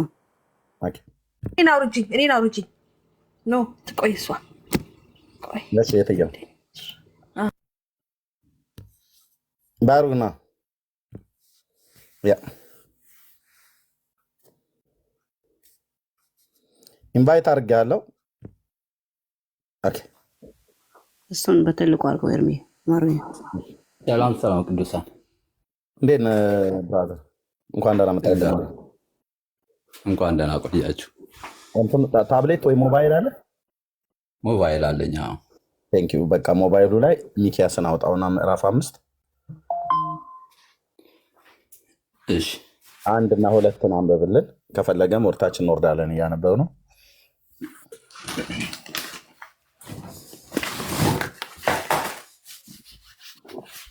ሃፒ ማን ዛሬ ጌታ እንቀበላለሁ ይሄን ካስረዳችሁኝ ብሏል። በጣም ደስ እያለን እናስረዳሃለን። ጌታ ይርዳ። ያ ኦኬ አንድ ካሜራ ግን ጥያቄ ምንድነው? በዕብራይስጥ ብቻ ይሁን ብቻ። ኦኬ ማሩ ዕብራይስጥ ትችላለህ? የምታወራው በአማርኛ እኮ ነው። በዕብራይስጥ እኔ ምን አገባኝ? እኔ የገባሁት 44 ዓመቴ ነው ስለሀገር የገባሁት። ስለዚህ በአማርኛ ይሁን ህዝቡ የሚሰማ ዕብራይስጥ ነው የማነበው። ዕብራይስጥ አታነብም አላልኩም። ተረጋጋ አንተ ሰውዬ። የምታነበው በዕብራይስጥ ነው፣ ሲተረጎም ግን በአማርኛ ነው የምታወራው ከኛ ጋር። ኦኬ በዕብራይስጥ አነባለህ፣ በአማርኛ ከኔ ጋር ታወራለህ ማለት ነው። ያው ላንብብ፣ ራስ አንብብ። ከፈለክም ማሩ ያነብ፣ ችግር የለውም። ዋታ ቤትለሔም ኤፍራታ צריך להיות באלפי יהודה ממך לי יצא להיות מושל בישראל ומוצאותיו מקדם מימי עולם ይላል። ለዘላለም የነበረ እንትን ይላል። እሺ ለምን ቀየርክ? ወደ ጎን አድርገው ትንሽ ብዙም አይታይም ብሮ። ይሰማለሁ። ትሰማለህ ግን ራቅ አድርገው ትንሽ። ሰላም ከብሮኬ ጋራ ሲጀመር ኮደም ኮል ሻሎም ለካ שלום גם לך אח שלי יקר. בהתחלה התחלנו, ברוק, הוא התחיל לדבר איתך, ከሱ ጋር አሁን የዘጋኸውን ስለ ቁጥር አንድን የተወያያችሁትን בוא נגיד לך משהו אחי, בוא נגיד לך משהו, אני יכול להגיד? כן, ምንም ችግር የለም. מאו, תקשיב, אני דיברתי עם מאו וזה, הכל היה טוב, בסדר? עם ברוק, דיברתי איתו, הכל היה טוב, הכל סבבה, ואז איזה בחורה בשם מקר נכנסה לפה, ואז היא אמרה, אדוני, כאילו, עוז אדוני, הבנת? עכשיו, ברגע שאתה אומר עוז אדוני, אז זה הופך אותם לשתי אלוהים, נכון? אמת? אמת. לא. למה לא? למה לא? אז תשיב לי. עוז, מה זה עוז? מה משמעות המילה עוז? עוז דפרט ማለት ነው. ኃይል ነው. ኃይል ድፍረት ማለት ነው። ኦኬ እሺ። ኦኬ አሁን አውዝ አዶናይ የሚለውን እዛ ላይ እንደርሳለን። ምንም ችግር የለም። አሁን አንተ እኮ ያነበብከው እኮ ሶስት ነው። አየኸው ቁጥሩን ጊሜል ያላነበብኩም እሷ ነች ያነበበችው። እሷ እስከ ሶስት መጨረሻ ድረስ አነበበች። ምንም ችግር የለም። አሁን አንብብልኝ አንተም። እሺ አንዴ ፓፒ ይኸውልህ ምን መሰለህ፣ እንድንረዳዳ እንድንግባባ ሁላችንም እየተማርን ነው። ብሩኬ በደንብ እያስረዳ ነበር። እሱ ማለት ምንድን ነው? ይሄም በሰማያዊ ያለው ቁጥር ነው አይደለ? አንድ ጀምሮ እስከ ሁለት ድረስ ያለውን እንስማማ እያለ ነው ብሩክ። ከዛ በኋላ ኦዝ ያልከው እዚህ ጋር ነው። ቁጥር 3 ላይ ነው ኦዝ የሚለው እዛ ላይ ኦዝ የማን የእግዚአብሔር ኃይል ካለበት ማለት ነው። ራሱ ሳኝ አይደለም ማለት ነው። አይደለም እንዴ? ልክ እኮ ነው። የእግዚአብሔር ኃይል ማለት ነው። ምንድነው? እኔ ነው ተከታዩ የምቀበለው መሪው እያለ ምንም ችግር የለም። አንዴ ይኸውልህ ለመግባባት ከሆነ ይህንን አንድን እንዳነበብ ነው ሶስት ምን ዘል ከሆነ ልንረዳው አንችልም። ኮንቴስት ነው። ችግር የለውም ብሮ ነው እያዳመጥኩ ነው። እሺ በቃ አሁን ብሩኬ በደንብ እያስረዳ ነበር። እኔ አሁን ዕብራይስጡን ለማምጣትና ለማሳየት ነው እንድታነበው በደንብ። ብሩኬ ግን ይቀጥላል ከአንድ እስከ አንድ ቁጥር አንድን በደንብ አንብበው አንተም ለዘላለም የሚለውን ተረድተሃል እና እዛ ያለበት ይቀጥል ብሩኬ። እዚህ ድረስ እኮ አሪፍ ነው። ገና ይኸውልህ 2 እና 3 ላይ ስንገባ ደግሞ እዚህ ጋር የሆነ ኃይል እንዳለ ይነግረናል። ማለትም የሚመራበት ኃይል። እኔ ደግሞ ሰው አላመልክም። ይኸውልህ አሁን ቁጥር 1 ላይ ያለው የሆነ ወጣት ይሄንን ታያለህ። ምንድነው የሚል በዕብራይስጥ? ምን የት ጋር? እዚህ ጋር ሚሜህ ጻይር ነው የሚለው ወይስ ጻይር ነው አይደል? ጻይር። እሺ ጻይር ሊሮት ከዚህ ነው ይኸውልህ ከዚህ ጻይር ወጣት ይላል። እሺ ወጣት ይላል። ተወጣቱ ላይ ነው። ኢየሱስ ክርስቶስ እኮ ደግሞ እስከ 30 ዓመቱ ድረስ እኮ ምንም እኮ የሚገለጽነት ታሪክ የለም። አሁን ይኸውልህ አዲስ ኪዳን ላይ አሁን አትግባ። አሁን እያነበብነው ያለ ነው እዚህ ነው። ወጣት ይሁን አይሁን ምንም ችግር የለም። ከአዲስ ኪዳን ያለውንም በኋላ እናየዋለን። ጻይር ማለት ወጣት ነው። ከብሩኬ ጋር ማውራት ያለብን ምን መሰለህ? ልክ የአሁኑን ያነበበውን ቁጥር አንድን ተግባብተናል። የሆነ ወጣት አለ እንደሚወጣ ተግባባን። ቀጣ ያለው እኮ ነው ያልኩት። አዳምጣ አንዴ። መገኛው ከዘላለም ነው የሚለውን ተስማምተሃል አይደል? አዎ ተስማምቻለሁ። እዚህ ጋር ምንም ክርክር የለውም። መገኛ የዘላለማዊ እንደሆነ ማለት ነው፣ የዘላለም እንደሆነ። ኦኬ በኋላ ብሩኬ ይቀጥል። ሁለትን አንበውና ብሩኬ በአማርኛ ያነበዋል። ህዝቡ ላንብበው። እኔ አማርኛ አልቀበልም። ለመሰለ ኢየሱስ ክርስቶስ እንጀራውን ድንጋይ አድርገ ነው የሚለው። ስለዚህ እኔ የአማርኛ መጽሐፍ ቅዱስ መቀበል ትንሽ ይከብደኛል፣ ውሸት ስለሆነ። አንድ ነገር እንድትረዳ የምፈልገው ነገር አለ ፓፒ። ማለት አስገድዶ እመን የሚልህ ነገር የለም። ግን መጽሐፍ ቅዱስን የምናነበውን ራሱ ከቤት ቁጭ ብለ የምናነበውን እንድንረዳው ነው። ብሩኬን እኮ ካስረዳ ሰማልን ገረ ብሩ 100 ዓመት ማኖርም እኮ እኔም እኮ እውነት ነው የምፈልገው። እኔም እኮ እውነት ፈልጌ ነው የመጣሁት እዚህ ጋር። ፓፒ አንዴ አዳምጠኝ። ምን መሰለህ አሁን እስከዚህ 1 እስከ 2 ድረስ ያለውን በጣም ተስማምተሃል እኮ ከሱ ጋር። ይሄ እኮ ነው የሚያስፈልገው። የሚቀጥለውንም ደግሞ የሚያስፈልገው ይሆን እኮ ነው። ወይ አስማማለሁ ወይ አልስማማም። ትክክል አይደለም፣ መጽሐፉንም ራሱ ትክክል አይደለም ልትለው ትችላለህ። ግን ብሩኬ በደንብ አድርጎ እሺ ችግር የለውም። እሺ እስከ 2 ድረስ ተስማምተሃል። ስለዚህ ወጣትነት የሚወለደው ከኤፍራታ ቤትልሔም የሚወለደው ወጣት ምንድነው የሚል እንደ ዳዊት መውጫው የተወጣው ጅማሬም የሌለው ከዘላለም ነው የሚለው። እስከዚህ ድረስ ተስማምተሃል። መጽሐፍ ቅዱስ የሚለው አዎ ተስማምቻለሁ። ኦኬ ብሩኬ ከቻልክ ቀጥል። ከሁለት አንበውና ፓፒ በዕብራይስጥ አንበውና 2 እስከ 3 እሺ ላንብበው ላሄን ይትናም ይላል። እሺ ወርታች ኦኬ አድ ኤት ማለት ጊዜ ማለት ነው። ዮሌዳ ያልዳ ነው የሚለው ቤተራኺብ ልጅ ትወለዳለች። ከዛም በኋላ ደግሞ ወንድሞቹ ይላል። እሺ ቀጥል። ይሹን አልብነይ ተረጉመዋል። አትግባ፣ አይታይም እንዴ? በደንብ አትጥፋ ለማንበብ ስልክ የባቤ ነው። ቆይ አንዴ ዘጋሁት እኮ ስልኩን። እሺ አልብነይ እስራኤል ይላል። እሺ ቀጥል። ኖ እዚህ ጋር ሁለት ያለውን ላኼን ብላ ስልክ እየገባብኝ ነው፣ እየደወለች ነው። እሺ ላኼን ይትነም ይላል። ላኼን ይትነም ይሰጣቸዋል ይላል። አድ ኤት ሌዳ ያልዳ ሴት ልጅ እስከምትወልድ ድረስ በየቴራኺብ እና ደግሞ ተጨማሪ ወንድሞች ይላል። እሺ ይሹቮን አልብነ እስራኤል ቀጥል። ሶስትን እንቀጥልና ያስረዳል በኋላ ብሩኬ። ችግር የለውም አስረዳኝ፣ በኋላ አስረዳኛለህ። እሺ አስረዳኝ። እሺ ይሄን አስረዳኝ። እሺ ይሄንን አስረዳ። አዎ ደስ ይለኛል። ብሩኬ በአማርኛ አንብብና። እሺ እኔ አማርኛ አልፈልግም፣ ዕብራይስጥ አስረዳኝ አንተ። የገባበት ቤት እኮ አማርኛ የሚወራበት ቤት ነው። ምን አገባኝ እኔ። ቆይ ተረጋጋ እንጂ እሱ ዕብራይስጥ አያውቅም። ብሩክ በዕብራይስጥ ያስረዳ አይችልም። ስለዚህ ዕብራይስጥ ካነበበ በአማርኛ ያስረዳል። ይገባኛል አማርኛ።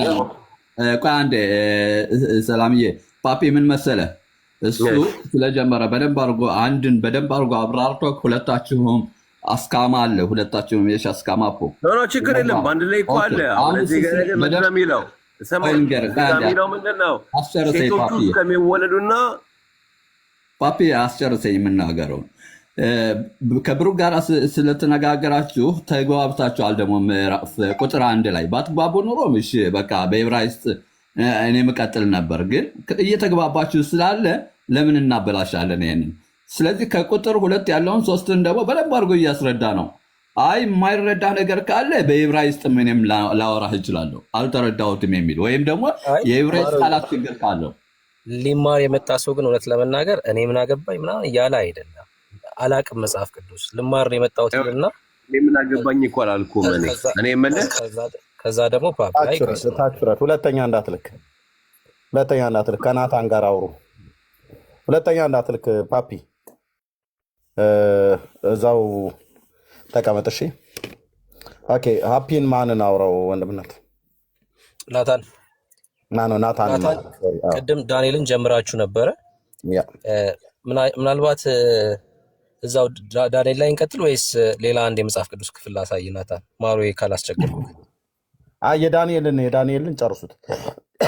ናታን አለ አይደል? አለው አሁንም ውጭ ነው ያለው ጫጫታው። ውጭ ቦታ ስላለው ነው። የቅድሙ ያው በዕብራይስጥ ገብቻ አንብቤዋለሁ። ያው ገብቶኛል ያልኸው የጊዜው ቁጥር ስላልገባኝ ነው እንጂ የጊዜው ቁጥር ገብቶኛል። ስለዚህ 7 ዓመት ማለት አንድ ሱባኤ ነው አይደል? አዎ ይሄ ገብቶኛል። ግን 62 7 ማለት የአንድ ሱባኤ 7 ዓመት ከሆነ 62 ጊዜ 434 ነው አይደል? እሱ ገብቶኛል። የሚቀያየርበት ያቆጣጠር ጊዜም ስላለ አለ ያቆጣጠር ጊዜ አለ። ግን እኔ አሁን ዋና የፈለኩትኝ ያቆጣጠሩ ጊዜ ሊለያይ ይችላል እንደየዓመቱ። ግን ዋና ልነግርህ የፈለኩትኝ እዛ ጋር ዳንኤል መሲሁ ከመገደሉ በፊት መሲሁ ከመገደሉ በፊት ኢየሩሳሌም ከተማ ትሰራለች ብሏል አይደል? ትሰራለች። ስለዚህ እንደገባኝ ከሆነ አሁን መሲሁ እንግዲህ እኛ የምንጠብቀው ሲመጣ ይሰራል፣ ዞሮ ይፈታል። የእናንተ ጋር የኛ ብለን የምንለውን ተወው። አሁን የእናንተ የኛ የምንለውን ተወውና መሲሁ ማን ነው ብሎ የሚለውን በኋላ እንመጣለን። አሁን ኢየሩሳሌም ከተማ አስቀድማ መሲሁ ከመገደሉ በፊት ትገነባለች፣ ትሰራለች። በጭንቅ ዘመን ከጎዳናና ከቅጥር ጋር ትሰራለች ይላል አይደል? ይላል። ያ ዳንኤል ምዕራፍ 9 ላይ የተናገረው መሲያው ከመገደሉ በፊት ኢየሩሳሌም ትሰራለች። ትሰራለች ኢየሩሳሌም ማለት ነው። ኦኬ። ከዛ መሲሁ ይገደላል አይደል ይላል። ግን አሁን ቅድም ቃሉ ላይ ናታን ሚካ ጋር ይቅርታ ጋር ወንድም እዚያ አንድ ጊዜ አሁን ሚካ ጋር አሁን ወንድማችን ዳንኤል ጋር ያለ ነው። ናታን አትቀላቅል ሚኪያውን በኋላ እንመጣበታለን። ዳንኤል ጋር ኢየሩሳሌም ትሰራለች ብሎ አለ። ኢየሩሳሌም ከተሰራች በኋላ መሲያው ይገደላል ይላል አይደል? ይላል። መሲሁ ከተገደለ በኋላ እንደገና ደግሞ ኢየሩሳሌም ከተማይቱና መቅደሱ ይጠፋሉ ይላል አይደል? ይላል። ከተማይቱም ጠፍታ ነበርም። አሁን እንኳን ወልድ ከተማይቱም ጠፍታ ነበረ። እንኳን ከተማይቱ ነበር አይልም። ከተማይቱ ትጠፋለች ነው አይደል ያለው? እንደዛ ነው ያለው። አዎ አሁን ልብ በል እንስማ።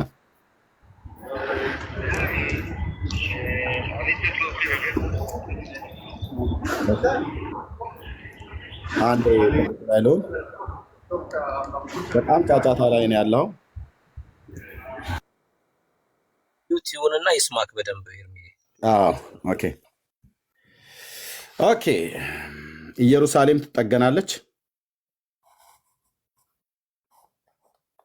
ኦኬ ከዛ መሲሁ ይገደላል። ከመሲሁ መገደል በኋላ እንደገና ደግሞ መልሳ ኢየሩሳሌምና ቤተ መቅደሱ ይጠፋሉ ማለት ነው።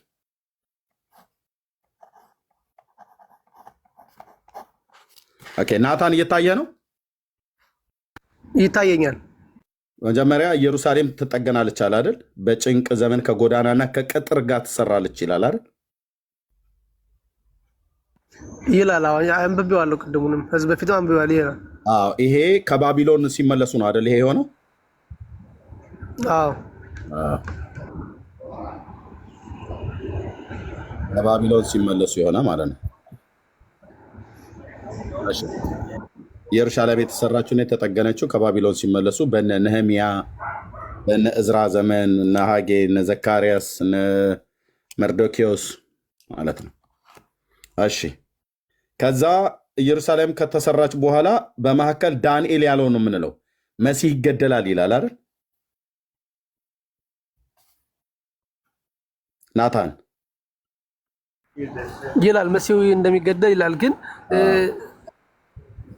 ማስረጃ አለን። ምን አይነት አገዳደል እንደሆነ ምን አይነት ለማጣለ ሌሎች ነቢያት ጋር እንሄዳለን። ሌሎችም ነቢያት ጋር እናወራለን ማለት ነው። መሲህ እዚህ ጋር ይገደላል።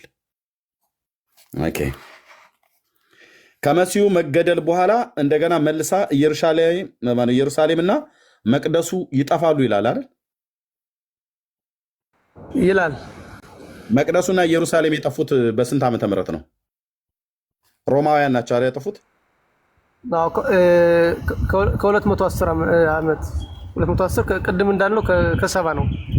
2010 ማለት 210 ብለህ የምትለው ከ70 ዓመተ ምህረት ላይ ማለት ነው። አዎ ኤዲ ማለት ኦኬ፣ ወይ ደግሞ ዓመተ ምህረት። እሺ በ70 ዓመተ ምህረት እነማን ናቸው ያጠፉት? ሮማይም ነው። የሚመጣው አለቃና ህዝብ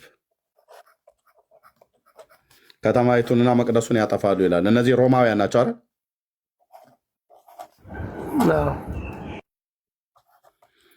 ሮማውያን በ70 ዓመተ ምህረት ነው አይደል ያጠፉት? አዎ ከዚህ ጋር እኮ እኔ ክርክር የለኝም። ከጊዜው ጋር ክርክር ከሌለ ሮማውያን አይደሉ ያጠፉት በ70 ዓመተ ምህረት? አዎ ሮማውያን ከተማይቱን ከማጥፋታቸው ከ40 ዓመት በፊት ኢየሩሳሌም ላይ የተገደለ መሲህ አለ አይደል?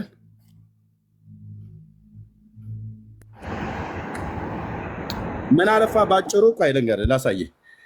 በኢየሩሳሌም መፍረስና በኢየሩሳሌም መጠገን በከተማይቱ መጠገንና በከተማይቱ መፍረስ መካከል መሲህ ተገድሏል። አረራችሁም መረራችሁም 1000% የሺዋ እውነተኛ መሲያ ነው። ልብ በሉ እዚህ ያላችሁ ኢየሩሳሌም መጠገንና መሰራት ልብ በሉ። እዚህ በዳንኤል ላይ ላሳያችሁ። ቆይ ዳንኤል 9:25 ልብ በሉ። ይህ ወገኖች ስለዚህም ወቅ አስተውልም ይላል። እኛም እንድናስተውል ነው እግዚአብሔር ማስተዋል እንዲሰጠን ይዩት። ስለዚህም ወቅ አስተውል፣ ኢየሩሳሌም መጠገንና መሰራት ትእዛዙ ከሚወጣበት ጀምሮ እስከ አለቃው እስከ መሲህ ድረስ 62 ሱባኤ ማነው 70 ሱባኤና 62 ሱባኤ ይሆናል ይላል። እርሷም በጭንቅ ዘመን ከጎዳናና ከቅጥር ጋር ትሰራለች። ማ ኢየሩሳሌም። ይኸው ኢየሩሳሌም መጠገን። ኦኬ። ከዛስ ከ62ም በኋላ መሲህ ይገደላል። ይኸው ከ62 በኋላ ማለት ከተማይቱ ተሰርታ ካለቀች በኋላ መሲህ ይገደላል ሱባኤው ሲደርስ። ኦኬ። ከዛስ ከዛ ይገደላል፣ በእርሱም ዘንድ ምንም የለም። የሚመጣውም አለቃ ህዝብ የሚመጣው አለቃ ህዝብ የተባለው የሮም ህዝብ ነው። ከዚህ ከሮማ የሮማን ኢምፓየር ከሚመራው አለቃው ነው እሱ መጥቶ አቲክ አንጢያኮስ ይመስለኛል አይደል ብርኬ? እንዳልሳሳት ይሄን ሰውዬ ስሙን ብዙ ጊዜ አልይዘውም። አንጢያኮስ እርሚያው አንቲዮኮስ ነው። አንጢያኮስ ነው። አልተሳሳትኩም ማለት ነው። ታሪክ ስለሆነ እንትን እንዳለው ብዬ ነው። እነዚህን እያነበብኩ እኮ የመጽሐፉን እውነት እንዳልስት ብዬ ነው። እሺ አንጢያኮስ ማለት ነው። ኦኬ። ስለዚህ ይሄ አለቃ የተባለው አንጢያኮስ ነው፣ ሮማዊ ነው። እና የሚመጣው አለቃ ህዝብ ሮማ ማለት ነው፣ የሮማ ህዝብ ማለት ነው። ከተማይቱን ማንን? ኢየሩሳሌምን እና መቅደሱን ያጠፋሉ።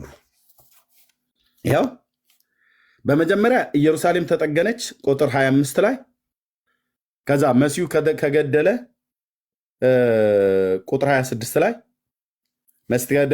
መሲሁ ከተገደለ በኋላ የሚመጣው አለቃ ህዝብ ከተማይቱንና መቅደሱን ያጠፋሉ። ኢየሩሳሌም ተጠገነች። ከዛ መሲህ ኢየሩሳሌም ተጠግና የአይሁድ ህዝብ ከባቢሎን ምርኮ ከተመለሰና በምድራቸው ላይ ከተቀመጡ በኋላ ከዛ በዚህ መካከል መሲሁ ተገደለ። 62ቱ 7 ሱባኤ ሲሞላ ማለት ነው። መሲሁ ተገደለ። መሲሁ ከተገደለ በኋላ ከ40 ዓመት በኋላ ያቸው የተጠገነችው በእነ ነህምያ የተጠገነችው ኢየሩሳሌም የተጠገነችው የተሰራችዋ ኢየሩሳሌም በሮማውያኑ በአንጢያኮስ መሪነት የሮማ ህዝብ መቅደሱንና ኢየሩሳሌምን አጠፉ ማለት ነው። ስለዚህ በከተማይቱ መጥፋትና በከተማይቱ መሰራት መካከል መሲህ ይገደላል። ማን ያለው? ዳንኤል። ግልጽ እኮ ነው። የአብርሃም አምላክ አይኖቻችሁን ይክፈት። ግልጽ እኮ፣ በጣም ግልጽ። በሌላ አይገባኝ ብለህ ካልክ ከባቢሎን ተመልሰው ከተማይቱና መቅደሱን ሰሯት። ከተማይቱም ተሰራች በነ ነህምያ። አምላኬ። ቤተ መቅደሱም ተገነባ በነ ዘሩባቤል። እዚህ ጋር መቅደሱ አለ።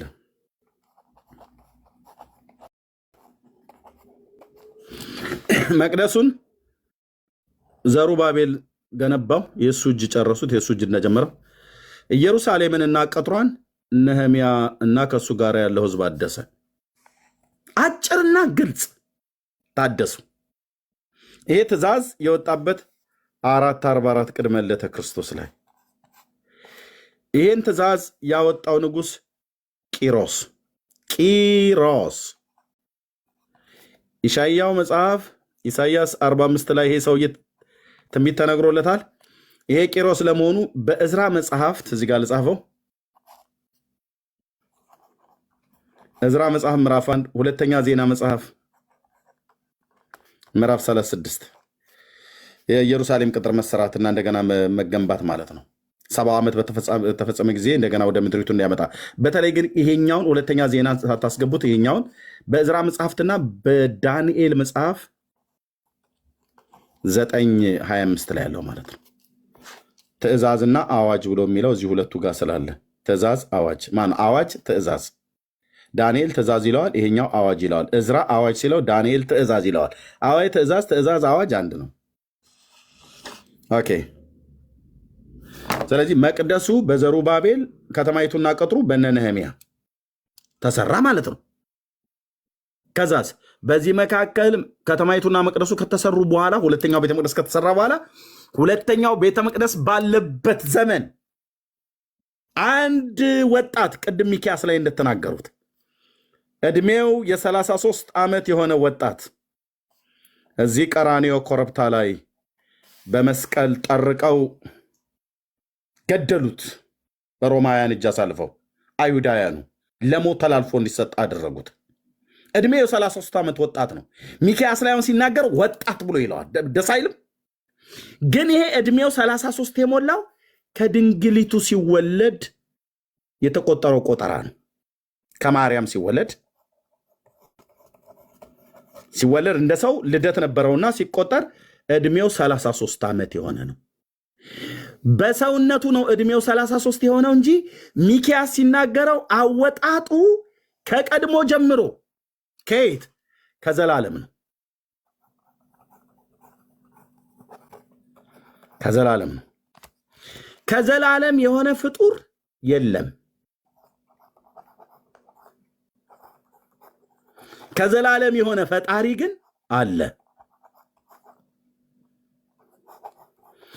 እና ይሄ ሰው ማን ነው? ይሄ 33 ዓመት ሰው እሱ ማለት ከዘላለም የሆነ ፈጣሪ ነው። ፈጣሪ ነው። ፈጣሪ ነው። ሰው በመሆኑ ደግሞ ሰው ሆኖ ስለተወለደ ዕድሜው 33 ዓመት ነው። ምን ማለት ነው? አምላክም ሰውም ነው ማለት ነው።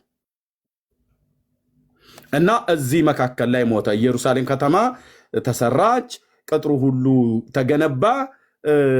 እስራኤል ከባቢሎን ተመለሱ፣ በምድራቸው ላይ ተቀመጡ። እና በዚህ መካከል ዳንኤል እንደተናገረው ከተማይቱ ተሰራች፣ ኢየሩሳሌም መቅደሱንም ሰራ፣ ዘሩባቤል አለቀ። ከዛ በዚህ መካከል መሲያው ተገደለ። ከተገደለ በኋላ እሱ ከተገደለ ከ40 ዓመት በኋላ ኢየሩሳሌም ከተማና መቅደሱ ጠፉ።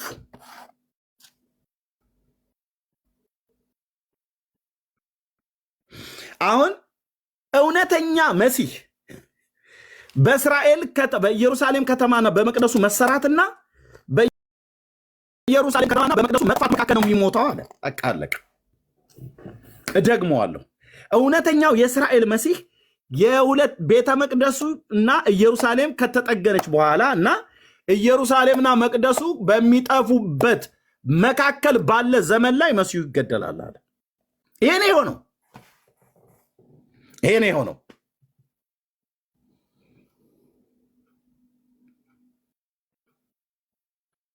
ይሄ ነው የሆነው። እሺ ይቅርታ ጥያቄ ልጠይቅ። ገብተዋል ግን እዚህ ጋር? አዎ ይህ ገብቶኛል፣ ችግር የለውም። ግን የኔ ጥያቄው ምንድነው? እግዚአብሔር ወደኛ ለመምጣት ለምንስ ጊዜ ወይም ደግሞ ቀጠሮ አስፈለገው? ኢየሱስ ክርስቶስ በእግዚአብሔር አምሳያ ከሆነ ልክ እንደ እግዚአብሔር እንደ ፈጣሪ የምናየው ከሆነ ለምን ጊዜ አስፈለገው? ለምንስ እግዚአብሔር ሰማይና ምድርን ወዳቸው እንደፈጠረው ለምንስ ወደኛ ወደ ህዝቡ ዝም ብሎ ተሎ አይመጣም? ለምንስ ጊዜና ገደብ አስፈለገው? ኢየሱስ እስከመጣ ትክክለኛ ኢየሱስ ከሆነ ፈጣሪ አይደል? እንዴት ጥሎ ሊሄድ ይችላል? እንዴትስ ያለበት ቦታ ጥሩ አይደለም ናታን፣ ያለበት ቦታ በጣም ጥሩ አይደለም። በቃ እዚህ ሁኔታ ውስጥ ሆነ ማውራቱም ተገቢ አይደለም። እሺ ሚዩት አድርገው። ኤርሜ አንድ ነገር እናገር እንዴ? ወንድምነት ልናገርም ራሱ ማለት አይገባም። ቀጥል። እሺ ቴንኪው ኤርሜ።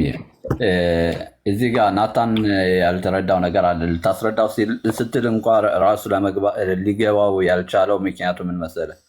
አንደኛ ትርጓሜ ላይ በጣም በሌላ ሁኔታ ስለሚተረጎሙት ነው። አሁን እዚህ ጋር ናታን ቢኖርና ቢመጣም በኋላ እዚህ ክፍል ላይ ራሱ ምዕራፍ 9 ላይ 4 ትንቢቶች አሉ። የሚተነብየው ማን ነው? በየት ዘመን ነው የሚተነብየ ይህንን ነገር የሚለውን ሀሳብ ማንሳት አለበት። ከዛ በኋላ ስንት ትንቢቶች ተነበዩ? አሁን ፎከስ ማድረግ ያለበት ዳንኤል የተነበየው 4 ትንቢቶች አሉ ከዚህ ክፍል ላይ 4። እሱም አሁን ልክ እንዳልከው በደንብ አድርገህ እያስረዳኸው ነበር። እሱም ምንድነው? መቅደስ የመጀመሪያው መቅደስ ከፈረሰ በኋላ በምርኮ እያሉ ነው። ከዛ በኋላ ምንድን ነው የሆነው?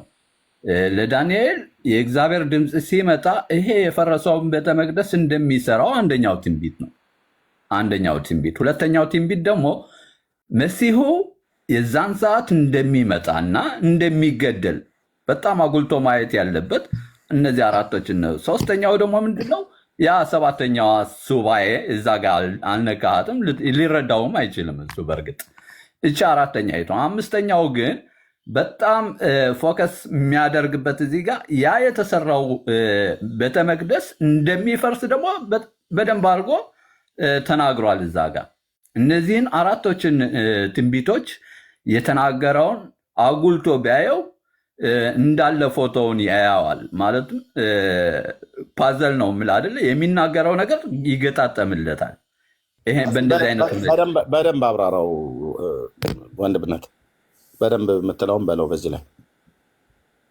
ኦኬ፣ አሁን ፓዘል ያልኩበት ምክንያት ምንድን መሰላችሁ? እዚህ ጋር ልታዳምጡ ትችላላችሁ። ከታች የእስራኤል ልጆች ተማርከው ሂደዋል። አለን ያሉት ቤተ መቅደስ ፈርሶባቸው፣ እንዲሁም በስደትም ነበሩ፣ ተማርከውም የሄዱ ነበሩ። ማለትም የእግዚአብሔር ቤት ወይም የዳዊት ቤት የተባለው መቅደስ ኢየሩሳሌም የተባለችው ፈርሳለች። ማለትም ኤንላይም ቲክቫ ማለት ምንድነው? ተስፋ እንደሌላቸው አድርገው የሚቆጥሩ በዛን ሰዓት እግዚአብሔር በዳንኤል ነው የተገለጠው። ለዳንኤል የሚያናግረው ያለው የምታስታውሱ ከሆነ ዳንኤል በጣም ይጸልይ ነበር ለህዝቡም እነ ነህምያም እነዛም ሌሎች ነቢያቶችም እየጸለዩ ነበር ለህዝቡ እና ተስፋ ቢወሶች ሆኖ ነው። እንግዲህ ስለ አማርኛ ይቅርታ፣ ለሎቲክቫ በዕብራይስጥ ለሎቲክቫ የማዩ እዛ ጋ ማለት ነው። ምንም አይነት ተስፋ የላቸውም፣ ተሰደዋል። አለን ያለ የእግዚአብሔር ማረፊያ ቤት ያነ ሁሉ ከፈረሰ አስቡት እንግዲህ በምን አይነት ስሜት እንዳሉ ህዝቡ እዛ ጋ። በዛን ሰዓት ነው እግዚአብሔር ወደ ዳንኤል የመጣ።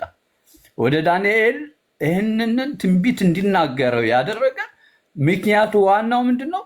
ተስፋ እየሰጠ ነው እግዚአብሔር። ለማን? ለእስራኤል ህዝብ ተስፋ እየሰጣቸው ነው። ይሄ ፈረሰ የምትሉት ኢየሩሳሌም እንደገና እንደሚሰራ በግልጽ እየነገረው ነው ለዳንኤል። ፈርሷል ብሎ ልባችሁ የተሰበረበት እንደገና ተሰዳችኋል። ይሄ የፈረሰው ነገር ይሰራል። ገና በቃ ትእዛዙ ሳይወጣ ራሱ ትንቢት እየተናገረ ነው። የእግዚአብሔር ቃል እየመጣ ነው ለእስራኤል። እሱም ማስተዋል ያለባችሁ እዚህ ጋር መቅደሱ ይሰራል አይዟችሁ እያለ ነው። በሌላ አነጋገር አይዟችሁ እኔ ያለኋችሁ ከእናንተ ጋር ነኝ እያለ ነው። ከዛ በኋላስ መቅደሱ ከተሰራ በኋላ እዚህ ጋር ዋናው ነጥብ ዘመናትን በቃ አለ አይደለ ክሊር በሆነ ሁኔታ አስቀምጦታል። እያንዳንዷ በደንብ አድርጎ ኤርሚዬ እንትን እያለው እያስበላው ነበር። ከመጀመሪያው ትእዛዙ ከወጣው ጀምሮ መቅደሱ እንዲሰራ ትእዛዙ ከወጣ በኋላ ይሄ ንጉሥ ይሄ መሲህ እንደሚወለድ በደንብ አድርጎ አመጣትን ያስቀመጠ ነው። ሃይምሮ ያለው ያስላው እኮ ነው የሚል ዘጋ በዕብራይስጥ በጣም በደንብ ነው የሚያስረዳው። እዛ እንዲያውም ሃይምሮ ያለው የሚያስተውል ሰው ያስተውለው ይሄ የመሲሁን አወላለድ ማለት ነው። ተወልዶም ደግሞ እንደገና እንደሚሞት ይናገራል። ይሄ ሁለተኛው መቅደሱ አንደኛ፣ ሁለተኛው ደግሞ መሲሁ እንደሚወለድ እንደሚመጣ ቤተ መቅደሱ ሁለተኛ። ዛሬ እናንተ የምትጠበቁት ሶስተኛው መቅደስ ከተሰራ በኋላ መሲሁ ይመጣል እያላችሁ ወይም ደግሞ አፉህ መሲሁ ከመጣ ሶስተኛውን መቅደስ ይሰራል እያላችሁ ትናገራላችሁ። የተማራችሁት ነገር ስለሆነ ማለት ነው። ግን እዚህ ጋር የሳታችሁት ነገር የዳንኤል ትንቢት ነው። ትንቢት ቢሆንም እንኳ የእግዚአብሔር ቃል ነው። የዳንኤል ትንቢት እንላለን፣ ግን የእግዚአብሔር ቃል መሆኑን አንዘንጋው። የእግዚአብሔር ድምፅ መሆኑን አንዘንጋው። የዛን ሰዓት ምንድነው የሆነው? መሲሁ እንደሚመጣ አመቱን አስቀመጠ። እንደገናም ደግሞ እንደሚሞት ካደረገ በኋላ እንደሚሞት እኮ ተናግሯል። ደስ የሚለው ከሞተ በኋላ ደግሞ መቅደሱ የተሰራው መቅደስ እንደሚፈርስ በግልጽ አስቀምጧል። መቼ ገና ሳይሞት አይደለም የሚፈርሰው መቅደሱ የተሰራው እግዚአብሔር የተናገረው ቃል መቅደሱ ከተሰራ በኋላ መሲሁ ይመጣል ይላል። መሲሁ ከሞተ በኋላ እንደገና ሁለተኛው መቅደስ ደግሞ ይፈርሳል። ከተማይቱ ቅጥሪቱ በሙሉ እንደምትፈርስ በደንብ አድርጎ ትንቢቶችን ይናገራል። ይሄ ዳንኤል ወንድማችን አባታችንም። ስለዚህ ምንድነው ትኩረት ማድረግ ያለብን አራቶችን ቢያንስ ሶስቱን፣ እሺ አራተኛውን ተውት፣ ሰባተኛዋ ሱባኤ የመጨረሻዋን እንኳ ራሳችሁን አትስበሩ። ሶስቱን አሁን ልክ ኤርሚዬ እንዳስቀመጠው የጻፈ በደንብ አድርጎ ነው ያስቀመጠው እንድንረዳው የኛ ሃይምሮ እንዲይዘው እና ፎከስ ማድረግ ያለባችሁ እነዚህ ሶስቶችን ትንቢቶችን በዳንኤል የእግዚአብሔር ቃል ሲናገር ምንድን ነው የሚለው ብላችሁ ፎከስ ብታደረጉት፣ አንደኛ መቅደሱ የሚሰራው የመጀመሪያ ትእዛዙ ይመጣል፣ መቅደሱ ይሰራል፣ ከዛ በኋላ መሲሁ ይመጣል፣ እንደገናም ደግሞ ይገደላል ይላል። ከዛ በኋላ እሱ ከተገደለ በኋላ እንደገና የተሰራው መቅደስ ይፈርሳል ይላል። ከክትሪቱም የኢየሩሳሌምም እንደገና ትፈርሳለች። በሂስቶሪያ ስታነቡትም በመጽሐፍ ቅዱስ ስታነቡትም በትክክል የአንዳንዷ የእግዚአብሔር ቃል የተናገረው የእግዚአብሔርን ድምፅ ሰምቶ የጻፈው ዳንኤል እያንዳንዷ የሆነችው የጻፈልን ሆኗል፣ ተፈጽሟል። ይሄ ነገር ተፈጸመው። አንድ ነገር ያልተፈጸመችው እሷም ሰባተኛዋ የመጨረሻዋ ሱባኤ ነች። እሷን እየጠበቀን ያለን። ጌታ ይባርካችሁ። ተባረኩ። ኤርሚዬ ተባረክ ወንድምነት፣ ጸጋ ይብዛልህ። ይህን ነገር በደንብ እንዳውም ተውን እኮ አደለ ማሪ ሰላምዬ፣ ተውን እኮ በቃ ወገኖቻችን ላይ የምናገለግለውን አገልግሎት ትተናል። መቀጠል ግን አለብን። ማሪዬ ቤት ከፍተህ አታውቅም ማለት? ከፍቼ ነበር፣ ዓርብ ዕለት ከፍቼ ነበር። ያው ከአንተ ጋር ከአንተ ሰዓት ጋር በጣም ስለማይመች ነው። እኔ ጠዋት ነው ልከፍት አስቤ ነበር። እንደዚሁ ሐሙስ ትንሽ አብሬያችሁ ነበር ሌሊት እና ከዛ ከተኛሁ በኋላ ዓርብ ነው ትንሽ ፍሪ የሚሆነው። ዓርብና ቅዳሜ ያው ሙሉ ቀን ቸርች ላይ ቸርች እሆናለሁ። ከሰዓት በኋላ ደግሞ የመጽሐፍ ቅዱስ ጥናት ስላለን አይመቸኝም ቅዳሜ። ስለዚህ የሚመቸኝ ዓርብ ጠዋት ነው። ከእናንተ ጋር ስላመሸው ጠዋት አልከፈትኩም። ከሰዓት በኋላ ነው። በዛን ሰዓት ብዙዎቻችሁ አሜሪካ የምትኖሩ ተኝታችኋል። ኤርሚ በተለይ ተኝታል። ለዛ ነው ያላየህ እንጂ ከፍቼ ነበር ዓርብ ስቲል አሁን እንደ እግዚአብሔር ፍቃድ ዓርብ ዘውትር የምከፍተው። አሁን ወደ ስራ ሊሄድ እየተጋጀው ነው። ታብና ኮፒሊንግ ሼር ብናደርግልህ ፔጁ ላይ ምን ታስባለህ? ምንም ችግር የለውም። ክፈት ከዚህ ውጣና እኔ እመጣለሁ። በሙሉ እዛ እንመጣለን። ብርኬ አለ ወንድምነት ኤርሚዬ ያለሁኝ ማሩ እስኪከፍት 2 ደቂቃ ብቻ ልውሰድ። እሺ ሂድ ማሩ ክፈት፣ እንመጣለን። ታብና ኮፒሊንግ ሼር እናደርጋለን። የአንተ ቤት መጠናከር አለበት። እሺ 2 ቀን ምናምን ገብቻ ቃለሁ ማሩ ጋር አዋቅል እኔ አልገጠመኝም። እሺ ወንድምነት ሲጨርስ እንመጣለን። ሂድ ክፈት። ኤርሚ የተባረክ ጌታ ኢየሱስ ይባርክ። ድንቅ ጊዜ ነበረ። በተለይ በቃ ብሉይ ኪዳን ላይ ስለ መሲሁ ያለክ መረዳት በጣም ነው የሚያስደንቀኝ። ተባረክ። በጣም በብዙ ነው የምማረው። በጣም በብዙ ተምሬያለሁ። በተለይ ትንቢተ ዳንኤልን ሰዎች ብታነቡ በጣም ብዙ መረዳት ይኖራቸዋል። ቅድም ኤርሚ ስለ አንቲዮኮስ ኤጲፋኔስ አንስተ ነበረና ትንቢተ ዳንኤል መጽሐፍ ዳንኤልን ስናጠና ለምሳሌ ዳንኤል ከምዕራፍ 1 እስከ ምዕራፍ 6 ድረስ የሰዎችን ህልም ምናምን ይተረጉም ይፈታ ነበረ። ከምዕራፍ 7 በኋላ ደግሞ የራሱን ራእይ ይመለከት ነበር ዳንኤል እና ዳንኤል 7 ምን ያወራል? ዳንኤል 8 ምን ያወራል? ዳንኤል 9 ላይ ምን ያወራል? ከዛ ቁጥር ምዕራፍ 10፣ 11፣ 12 ምንድነው የሚያወራው የሚለውን በደንብ ለመረዳት ያግዛል። በተለይ ደግሞ መጪውን ዘመናት ለመረዳት በጣም የሚያግዝ መጽሐፍ ነው። ራእይ መጽሐፍ ሰው መረዳት የሚፈልግ ከሆነ ዳንኤልን ነው ማጥናት ያለበት። ሰው ዳንኤል ከገባው ራእይ መጽሐፍ ምን እያለ እንደሆነ በደንብ ይረዳል። ተመሳሳይ መጽሐፍት ስለሆኑ ማለት ነው። ኤርሚ ቅድም ስለ አንቲዮኮስ ኤጲፋኔስ ስላነሳ ነው ይሄ ማለት የፈለኩት። ጌታችን ኢየሱስ ክርስቶስ በዮሐንስ ወንጌል መጽሐፍ ምዕራፍ 10 ቁጥር 22 ላይ አንድ ቃል ተናገረ። በኢየሩሳሌምም የመቅደስ መታደስ በዓል ሆነ ይላል ጌታችን ኢየሱስ ክርስቶስ በዮሐንስ ወንጌል መጽሐፍ ምዕራፍ 10 ላይ። ይሄ የመቅደስ መታደስ በዓል ምንድን ነው? ለምንድን ነው መቅደሱ መታደስ ያስፈለገው? የመቅደስ መታደስ በዓሉ ስያሜ ምንድን ነው የሚለውን ብንመልስ አሁን ዘመናቶችን በደንብ ማጥናት መረዳት እንችላለን ማለት ነው። እና በኢየሩሳሌም የመቅደስ መታደስ በዓል ሆነ አለ ጌታችን። ወንድምነት በምን ምክንያት ነው ቤተ መቅደሱ መታደስ ያስፈልገው? ወንድምነት ኤርሜ እያወራኝ ነው። ወንድምነት ማርዬ ከፍቶ ከሆነ ለምን ትንሽ እዛ ቆይታ አናደርግም? ቤቱን ከዚህ ዓለም በሙሉ እዛ እንሂድ። በጥሩ እዛ እንሂድ። እሺ ምን ይመስላል? ኮስት አድርገውና እዛ እንሂድ። እሺ ኮስት ላድርገው። ማሩ ቆይ አንዴ ኦኬ። ማሩ ወንድምነትም ሚኪ ስለመጣ አገልጋይ ትንሽ ሰብሰብ ካሉ ኦኬ። ማርሻ ክፈት በሉት። የት አለ? ደውይለት። ማሩ ክፈት ፕሊስ። እየሰማህን ከሆነ አንተ ቤት መተን ይህንኑ ትንሽ ትቀጥለዋለህ ወንድምነት። እዛ ኦኬ። የምትመጡ እዛ እንገናኝ።